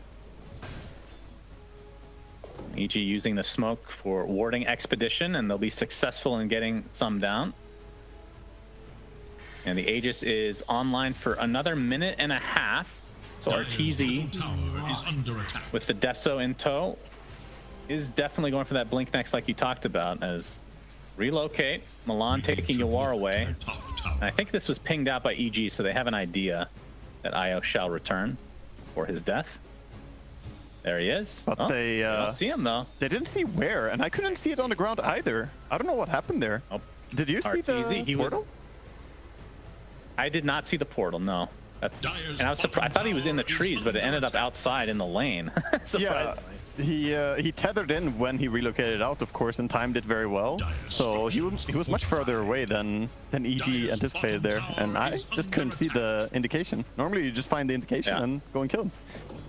Hey, this will be another cool stat. Relocation when you come back as Io alone, what your death rate is. It has to be like 95+%, right? Oh god. That was a very rare occurrence. Yeah. Happy to live. I mean, Abed has the Blink Dagger and Arcane Rune, by the way. Definitely ready to fight. Sometimes you'll have a friend stick around so you can tether out on Wisp, you know, but lately I feel like we've seen a lot of people just, thanks Wisp, and then they're just gone, you know, leave him. Yeah. Exactly. Yep, Ponlo being found by Jerax here. Chris coming from the other side, so Ponlo will die one way or the other. And it will be to MSS. Picks up his 5th kill of the game. Did you see his dying move there? He walked in to block the Ancient Camp. He walked in and stood on it. He's like, there will be no Ancients. Very value. Are scanning for enemies. Lots of BK. I know this is weird to say because BKB has just kind of been this item. I feel like from my casting in this DPC for both EU and NA, BKB seems to be even more popular than usual. Have you noticed that? Yeah. In this patch? I think people are really loving the BKB being so strong even at, you know, its final stage. It doesn't go down to that 5 seconds anymore. You have 6 seconds, that's plenty, you know, you can work with that. Mm-hmm. And I think that's a big buff for the ability to just click BKB in any given engagement. You don't have to 5-head it like, oh, should I use this or should I preserve it for late game scenario? Nah, man, just click it. Like, it's easy. And to a degree, I dislike that change because it's more simplistic now. Right. That's skill ceiling. I don't know. It will probably get nerfed, I would imagine. I think so. Some fashion. Maybe it goes 9-5 now instead of 9-6. I think that's reasonable. 6 feels like too much for a final one. Abed. Yeah, Abed being spotted out. He's gonna get stunned. Kezu's in the vicinity as well, and they delete him quite easily. That took very little effort, in fact. And they still have Ravage online. And that gold from the kill gives Quinn enough gold to get his BKB. It's flying out now. So I think they want to pressure for even more. They want to get tier 1 mid tower with his death, of course. But maybe even look for more engagements. Radiant's middle tower Wow, is this under tower was attack. actually at full HP just then. That is insane. Treant Protector here? Serious, I was double checking just to make sure. But looks like it's going to go from 100 to 0 here. Radiant's middle tower As EG wait is for no more. Dire's Abed to top come tower back. Is under attack. Obviously, the Aegis has already been consumed, so we won't know in about a minute how long Roche will take as relocation to the top just to push out this lane. And we'll see what the item progression is for Yawar now. This is the most interesting because of the Midas. As the BKB, Gus is going to be dodged, and Abed will blink out. But he's going to get chased now. There's the Orchid. Gets cookied, though. And the Nether Toxin is going to dissuade Quincy Crew from going any further. Yeah, they managed to get him out there. Saves. And I like what RTC is doing. Look at him. He's just like, I'm going to keep pressuring top. You have to respond to this all the time. He's just being very annoying. And at the same time, of course, accelerating his farm. This is very efficient carry gameplay that we see from RTC here. And he is going for the exact same build as last game. Assault Kuros is next. So tons and tons of minus armor. Obviously, Roche is probably in their mind as well, being able to take him out a hell of a lot faster than Quincy Crew. And really the only thing they have to fear in the Roche pit is Ravage, and then maybe late game Quinn getting an Ags on Storm potentially.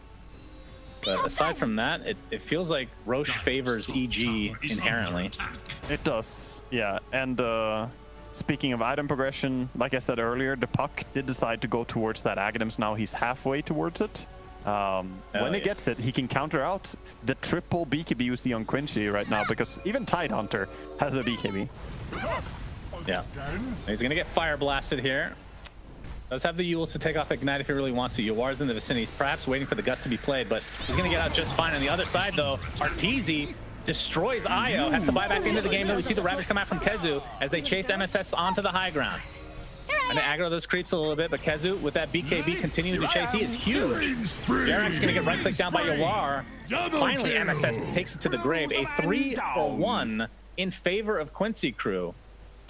They lose 1 core and 2 supports. Really well played there, but this is their power spike, I feel. If all their cores have BKB, you can be very confident in how you take the fight. So right now, EG, even though they've been in the control of this game, they have to respect a little bit how strong Quincy's timing is right now. And Yawar is starting to get on track. I mean, you had more faith in the Midas than me, I'm not gonna lie. And he's top 3 net worth, just like that. Just sits there and farms. It works pretty well. And into the Roche pit they go. I mean, they had to be careful. I mean, we talked about the lack of ability, especially when Ravage is down. They can't really contest Roche as easily. And if you're going against the puck, I mean, again, every single ability that has AoE aspect to EG means that Roche fighting is just going to be easier in general. Yeah, for certain. I think a big reason, by the way, why Midas works so well for Drow in this game is that if you think about Midas and what's the prime thing that it does, well, it makes you get more out of less. So even if you don't control the map and don't have that much territory to farm, you can get a lot out of it. I don't really see it as a fast farming item, but it increases the amount of farm you get from limited space. Arteezy, he's on the high ground of Quincy Crew's jungle. That's the first life going to go down for him. Remember, they're not working with Ravage for Quincy Crew. BKB pop by Arteezy, cookies through the low ground. Nicely done from Jerax. But Arteezy getting extremely low. Looks like he's going to be brought down eventually. A huge kill for Quincy Crew, and this might open up a potential Roche. But again, a lot of AoE abilities still online for EG. Yeah, a lot of AoE abilities, but still BKB available for Tide, and he's up and beefing it on the front line. So maybe they can do it behind. In they go. Gush to minus the armor a little bit from Roche. Mortimer's kisses from very long range. And you can see Quinn really wants to find Jerax. The double jump cookie with the tumbler stoy. And here comes Puck. Gets off the coil. Illusory orbs to the other side.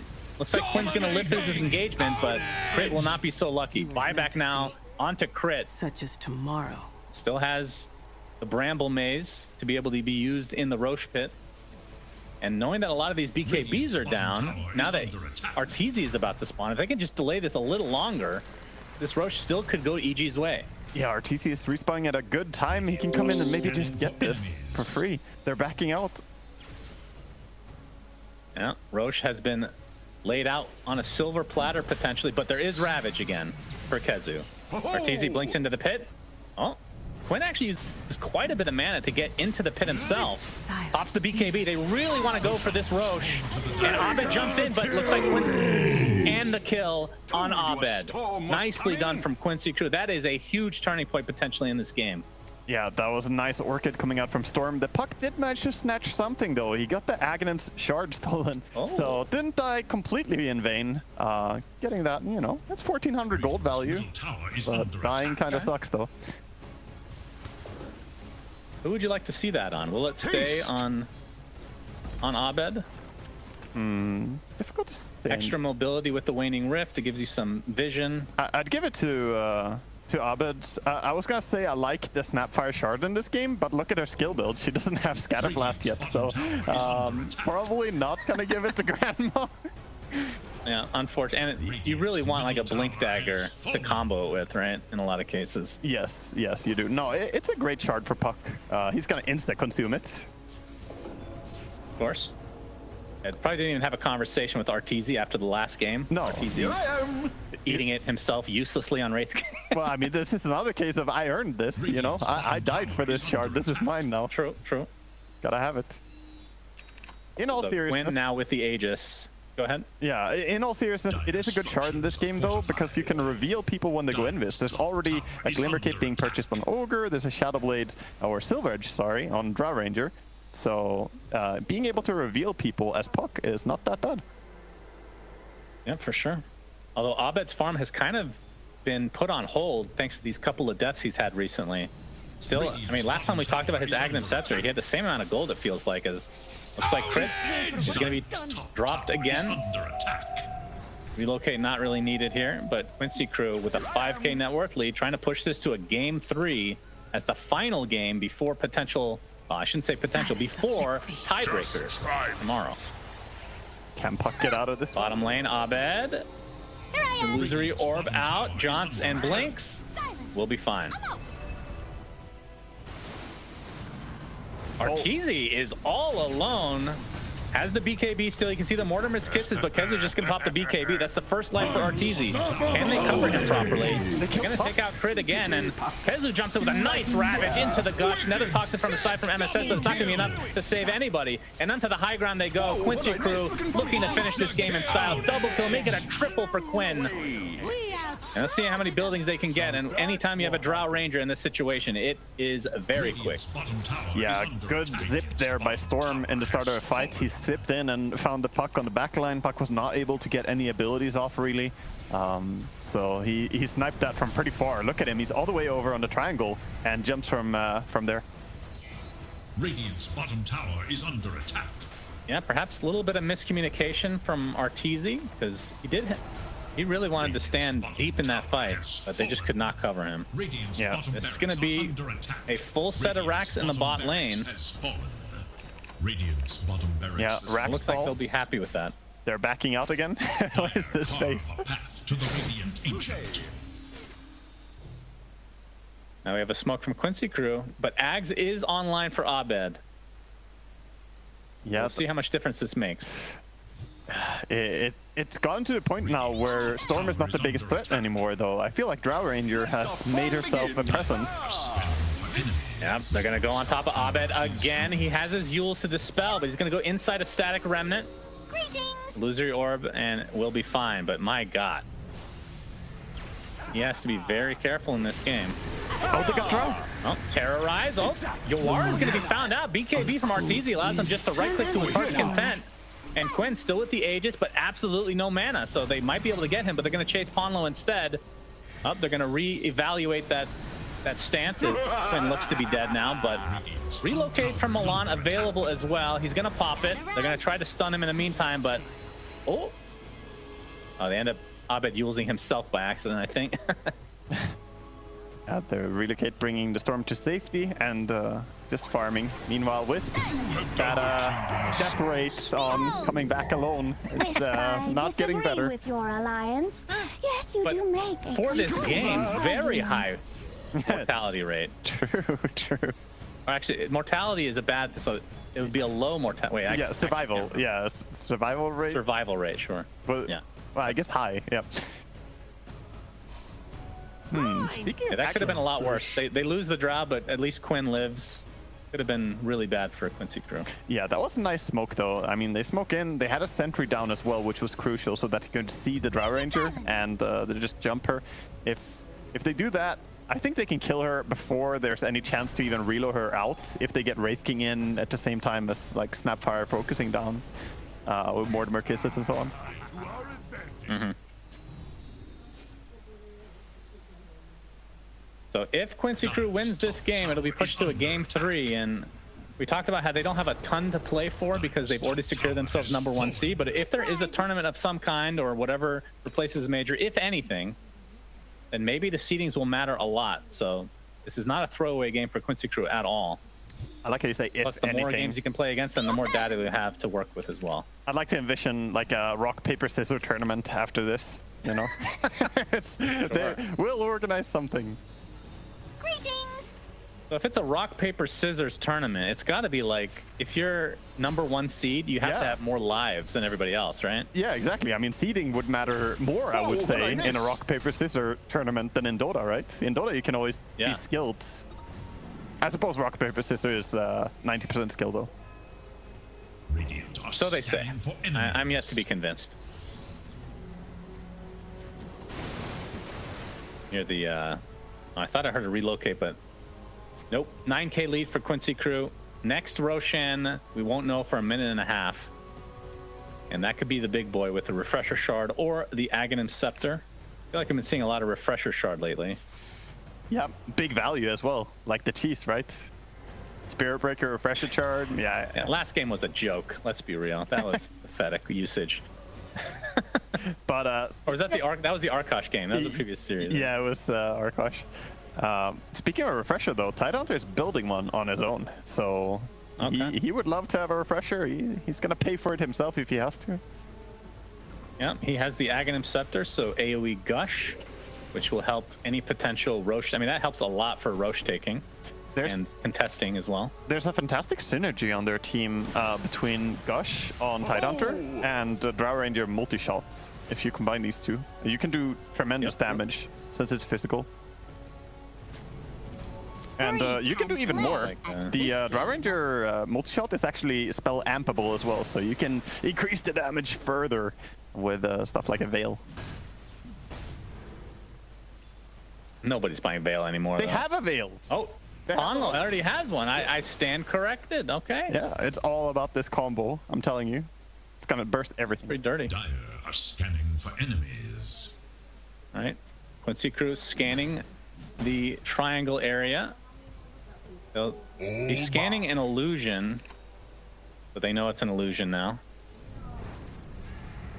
Not going to get baited this time.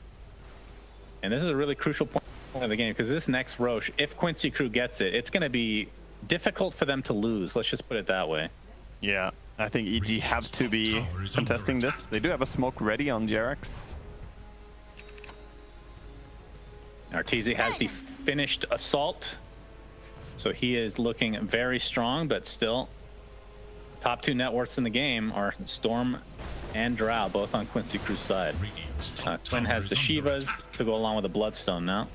Yeah, Drow has a lot of net worth, but if you get on top of that hero, you can destroy her impact in a team fight really hard. She has the Hurricane Pike and the Wisp to save her, but even so, if she gets chased down by Arteezy, I think the fight could be difficult for her. Top tower is under attack. Yeah, I would imagine, I mean, not that this is any different than what you would normally go, I guess, but the Swift Link is going to be pretty important to helping close that gap. Just the extra movement speed and everything you get out of it. Yeah, fantastic item. It's a feel-good item when you get it as a carry. It allows you to do everything, chasing people, getting out of jail, you know, like whatever you need. I mean, he could opt for an Abyssal instead. Like, he went for Basher after the Swift Link, but maybe Basher first could potentially be better, but we'll see what he chooses here. Oh, slotting is an issue.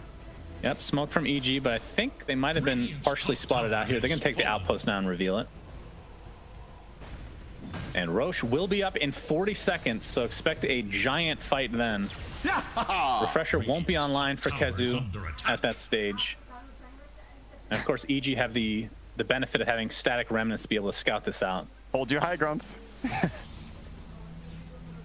Oh, we have the smoke. Kezu, he's going to get popped. They're going to try to go for MSS. The Gush attaches to him. Quinn jumps in as well. This is going to be a freebie. And just like that, it's a 5v4, but he does have buyback. So if they want to reconnect, it is possible to still fight for EG. They're going to do just that, and they're going to TP onto the outpost that they just recently took. Jerax might have to buy back as well, as Roshan is now up. So back to a 5v5. Ponlo, he's going to die eventually. He also has buyback. That's 3 buybacks already, just showing the importance of this Roche. Yeah, nobody wants to give up. EG are the ones sitting on Roche, but it is far from controlled as they're wrapping around here on Quincy. Yeah, they need to take a fight. Oh, Nether Toxin. Kezu just walks right out of it. Quinn's going to jump in. MSF, they force the BKB from the Viper, but you can see Arteezy whacking away at Yawar. He's going to delete him completely. Double buyback now from Quincy. They've used 4 already. Crit looks like he's going to get gone. He has buyback as well. This is going to be like a 10 buyback fight, I do believe. MSS, this is the first dieback of this fight if he's taken out. And finally will do so. Double kill for Kezu, who is still alive with his first life. Just working on another level of EG, apparently. 2 dead with no buybacks for EG. Yeah, looks like EG are going to have to give this one up entirely, but they don't want to. They want to play around it. The D word. Puck wants to stick around. And this Roche has the refresher shard, by the way, as always. Pretty sure there's a bug now. No Aghanim Scepters ever show up. Quinn gonna bite his time here. They know that this is a dieback on both heroes. They just have to play this relatively safe. Arteezy, yeah, they want to actually fight here for sure. You can see Arteezy opening up his slots to try to go in, but it's too late. Aegis is on Yawar. It's time to run. Cheese is on Io. And yeah, this is where it gets really difficult for EG. Middle tower is under attack. Oh, we have the Yules. Oh! Quinn wants to try to chase here.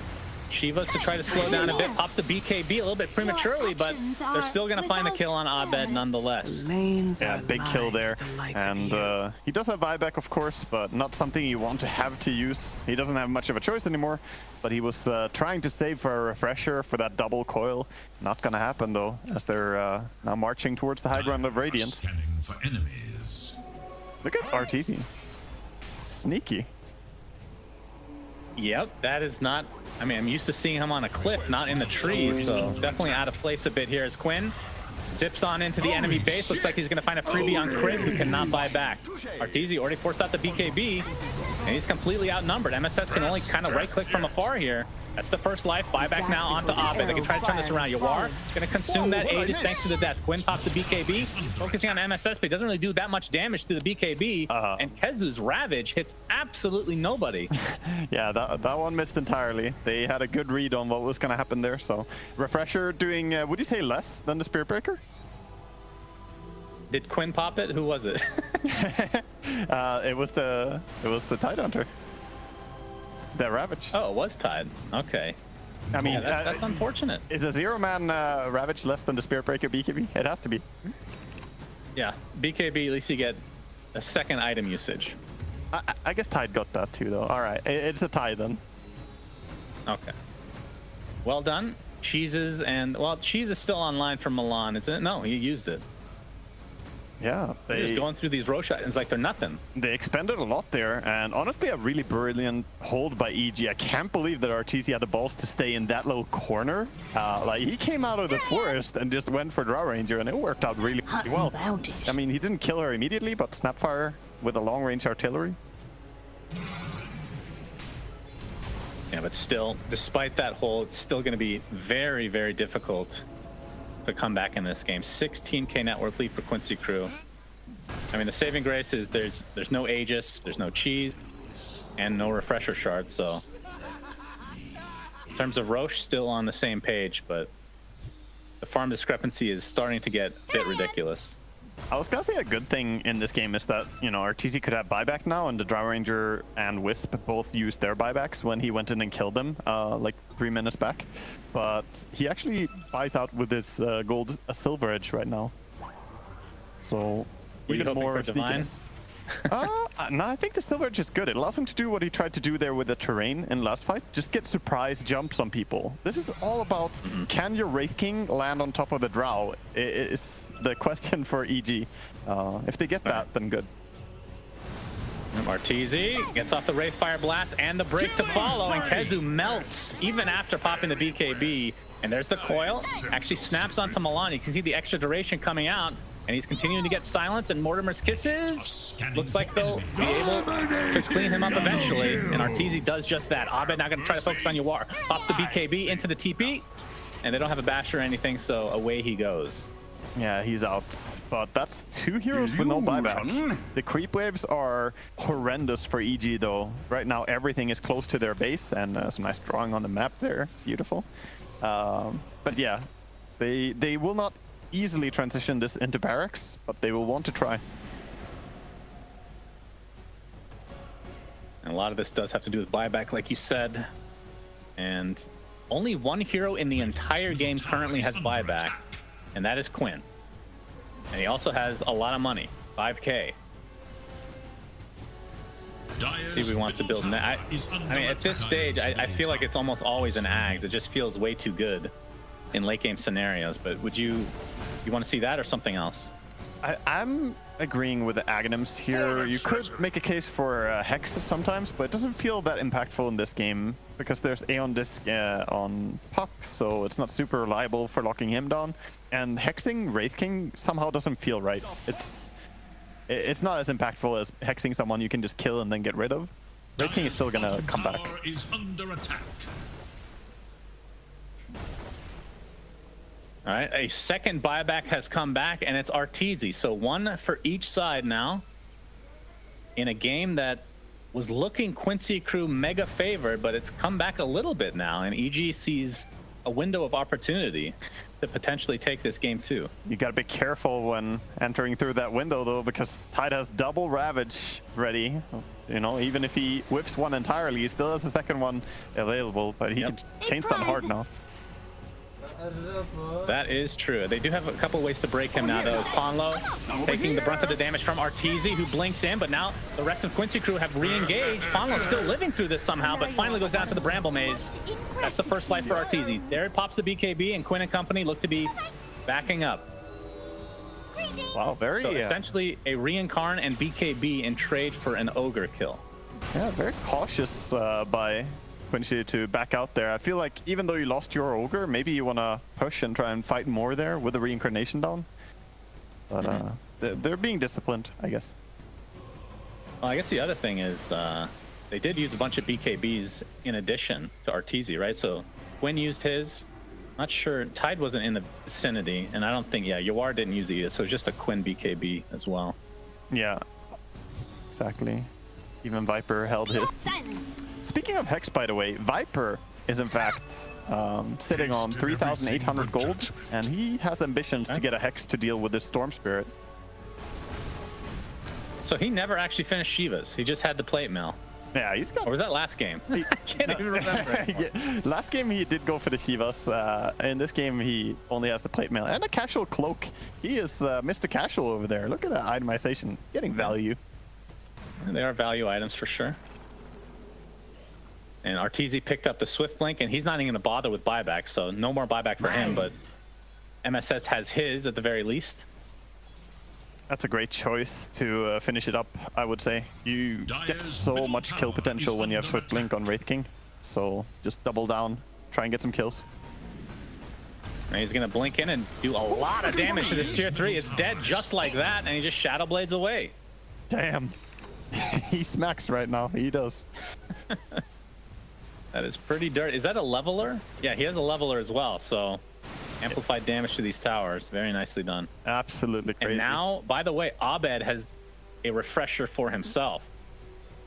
This could get dirty. I feel like Puck just power spiked massively, and he's about to hit level 25. That's even bigger. You get the Waning Rift silence and AoE, or like the AoE wrench, and he's gonna be able to control the fight much better. Oh no, what a pause. And perfect timing. And we'll see, he's basically, well, how much XP is he away? It's like, I don't know if I can alt-click as expected. It's like 2 XP away or something. Yeah, he's currently 63 experience away. He's real close. Okay. We don't really see the Dream Coil Rapid Fire anymore. Is there... What's the reason for that? Was it... I can't remember if it was nerfed or not. It wasn't nerfed, I don't think. The build just relies too much on kind of a gimmicky playstyle for Puck. And right now, it's just more value to go either for Kaya Sanj builds or Witchblade. You know, this was the Desolator, Daedalus style Puck that went for the Rapid Fire, and then with like a Rapier at level 25. But it's just much riskier, harder to execute, and there's not much reason to do it. It didn't feel natural to see Puck with right-click items. Like, something was wrong with that picture. Like, it ain't right kind of thing. Yeah, pretty much. They're gone. Look at the cameras. Where are they? They left. Oh, Mila is coming back. Nope.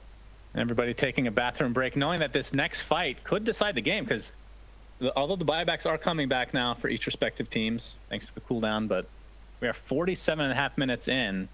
Quincy Crew previously had like a 15k lead, I want to say, something around there. Yeah, looks like everybody's refreshed now. A quick potty break there. Don't want to go into battle with a full bladder. That's bad. Yep, that's what the bucket is for. But I guess today's gamers are they have higher standards than what I would have been okay with. Yeah, pro gamers these days. They're less disgusting than they used to be. That's for sure. Bottom tower is under attack. All right, Ponlo. Of course, Ball will be in the exception. Good friend of mine, I'm allowed to make that joke. So, moving on. Quinn has 7,500 gold, by the way. Good lord. Spend some of that. All from the high ground. Arteezy gets off the Wraith Fire Blast, but there's a nice Terrorize to keep them in place, and Quinn might get deleted, but there's the Ravage to save him from Kezu, and Quinn gets away. Yandis procs onto Abed. Gonna be able to phase shift a little bit here. Mortimer's Kisser's not gonna do a whole lot right now, as this fight is kind of gotten back to a stalemate of sorts. We'll see who wants to reset. That was very close to Quinn dying, though. Tidehunter did use Ravage, so he refreshes, though. Meanwhile, the Puck used his coil, but did not refresh. So they want to wait about 40 seconds and then take another fight. Right. Whereas Quincy, they would be fine fighting right away now. Yeah, a lot of people sitting on a ton of gold. MSS with 5k gold wants to hold on to that buyback. And yeah, it looks like Ags will be next for Quinn, so he just wants to make sure that he has enough for that and buyback, so still, I'm sure, a bit away from accomplishing that. Roche will be up in a minute and a half, and this will have Refresher Shard and Aghanim Scepter, finally. Unless it's bugged. I don't even know if it exists anymore. I'm not convinced. Arteezy forces out the BKB from Quinn. Still has Reincarn to work with. That's life number 1. Watch for Kezu to potentially jump in and get that Ravage, but pops the BKB and TP's out. No way to cancel that. Yeah, that's the smoke they go. Means they concede Roche a little bit. They're gonna go into a triangle. Don't go straight Roche. They want to go in and see what they can find. Yeah, and the scan comes out from EG as well, so they know that they are not sitting in the Roche pit, but will likely be on their triangle. So they just got to wait out for Arteezy's ult again. Another 30 seconds. Yeah, they're gonna wait for the ulti, but that means that Refresher is gonna time up on Kezu as well, so you'll have the double Ravage coming up soon. Yep, true. Silence. Radiant's courier has been killed. And we'll have to talk about this Aghanim Scepter on Roche. I mean, I could talk about this all day. Wraith King Ags is hilarious. I would love to see it if it goes to EG. Not bad, honestly, in this game. I think that would be really good for them. Then they can stay functional and do stuff with their team, not having to buy back immediately, but still being able to use spells when they get bursted. And if Quincy Crew gets it, I assume Quinn would eat it and then have 7,500 gold to get some other item, like a sheep or whatever. Abed gets jumped on. He's going to phase shift out, though. Eon Disc did proc to allow him to use spells. And they're going to try to play this a little bit defensively. Crit regrouping with his team. This is a risky Roche for QUINCY. Absolutely. I mean, I think the goal is to try to bait out some of the AoE, like a Terrorize or a Mortar Miss Kisses. Obviously, Coil is hard to bait out since he has 2. Yeah, I like. And they're actually going to smoke up. Oh, going around. Dire The arrow is drawn. for enemies. Yeah, Ponlo is seen. Phase shift immediately from Abed. Waning Rift as well, but he's still on the cliff. Ponlo gets off the Ignite. There's the multicast and the Ravage to follow. MSS is being brought down in quick succession. Does have the buyback to work with, though. Will use it along with Crit. You can see Arteezy getting kited to a very high degree here. All he wants to do is fight, and he's going to try to. Look at the cleave as well. They actually spawned right on top of him. But there's a Hurricane Pike from Yawar, another Ravage from Kezu, and Arteezy gets brought down for the first time, but that's just his reincarnation. Yawar getting beat down now. That's a double kill for Arteezy. Kezu's next on the list. Multiple buybacks from QUINCY crew. And Ogre, Ponlo, that's a triple kill for Arteezy. And look at the buybacks coming out again. A repeat of the earlier fight, it feels like, Waga. Like nobody died. 5v5 again. Quinn with a very long zip. He has very little mana, and there's the Terrorize on top of the Bramble. He has to be very careful. Quinn getting right-click down into Oblivion. Wraith King looks like he's going to be able to find it, but he does have buyback 100 seconds if he doesn't want to use it. Will likely be forced to, but the base, you're right, tier 4 tower is already down, and this one's being beat down. If EG, EG has to go back and try to defend this. I think they're fine. They're ignoring it. They're gonna fight. The catapult is not strong enough. Oh, the reload though. Oh, yeah, reload with Yawar. Look at this damage. Fortification is popped, and EG wants to continue on to try to find a kill, knowing that the buybacks are very high importance. Now the Ancient is exposed. Yawar is left alone. He will blink out and Shadow Blade to safety, and that forces Arteezy to try and defend. That means that opens up QUINCY crew potential. Oh, MSS. EP will be canceled thanks to the Fire Blast. Has to walk back the old-fashioned way. This game is quickly turning quite epic. Quinn jumps in again, but MSS pops the BKB. This would be a dieback for him if he dies. Coil stopping the storm from chasing. The Coil number 2 has been used.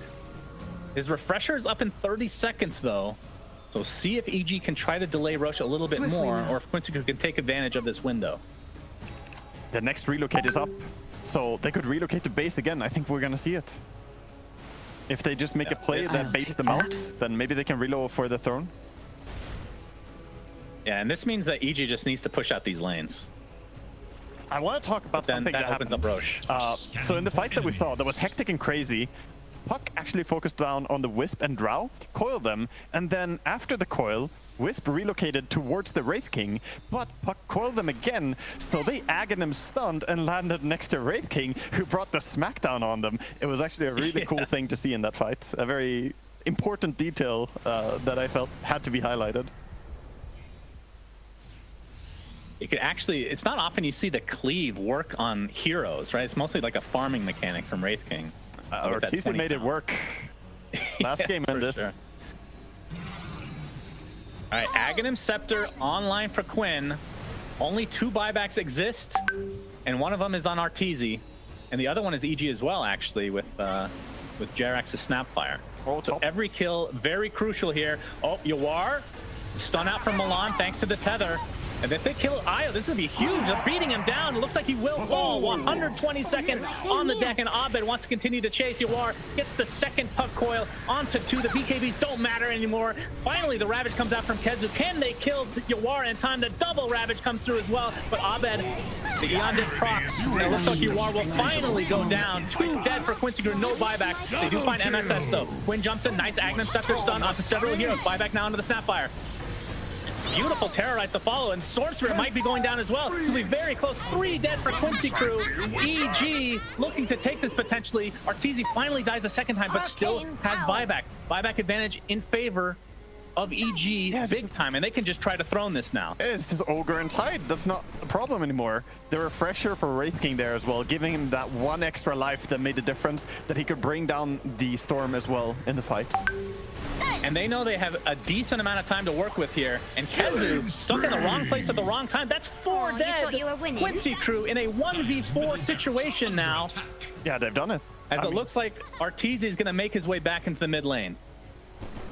Yeah, checking the timers here, but there's going to be no... And GG is called before the buildings even get hit. because they know they cannot defend this. And EG take out Quincy 2-0. No more undefeated status for Quincy Crew, and EG are tied for second now with Undying.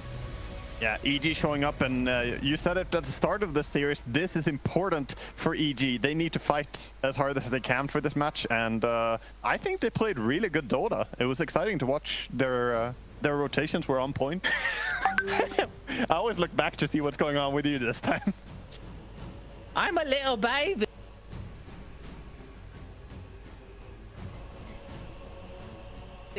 Although babies can't eat lollipops that big, so I'll take that as a compliment, if nothing else. This is equivalent to a dunce cap, I suppose. You got Thank a cool you, production. hat, dude. Appreciate the love. Wow. So EG take game number 2 and the series. Very entertaining series, though. I think I speak for you, Waga. This was one of the best series that we've had in the NADPC. So let's go on to the panel and see what they have to say about EG tying it up with Undying for second place in the NADPC. Oh boy, I think we have so many things to say about that last game too. What a way to be able to close out the North American regular season for the Winter Tour here at ESL. And I have, I think, many things to say, and I think our panelists have a lot to say. But first, we got to be able to go to a break real quickly. So we're going to go to that, then break down that crazy game 2.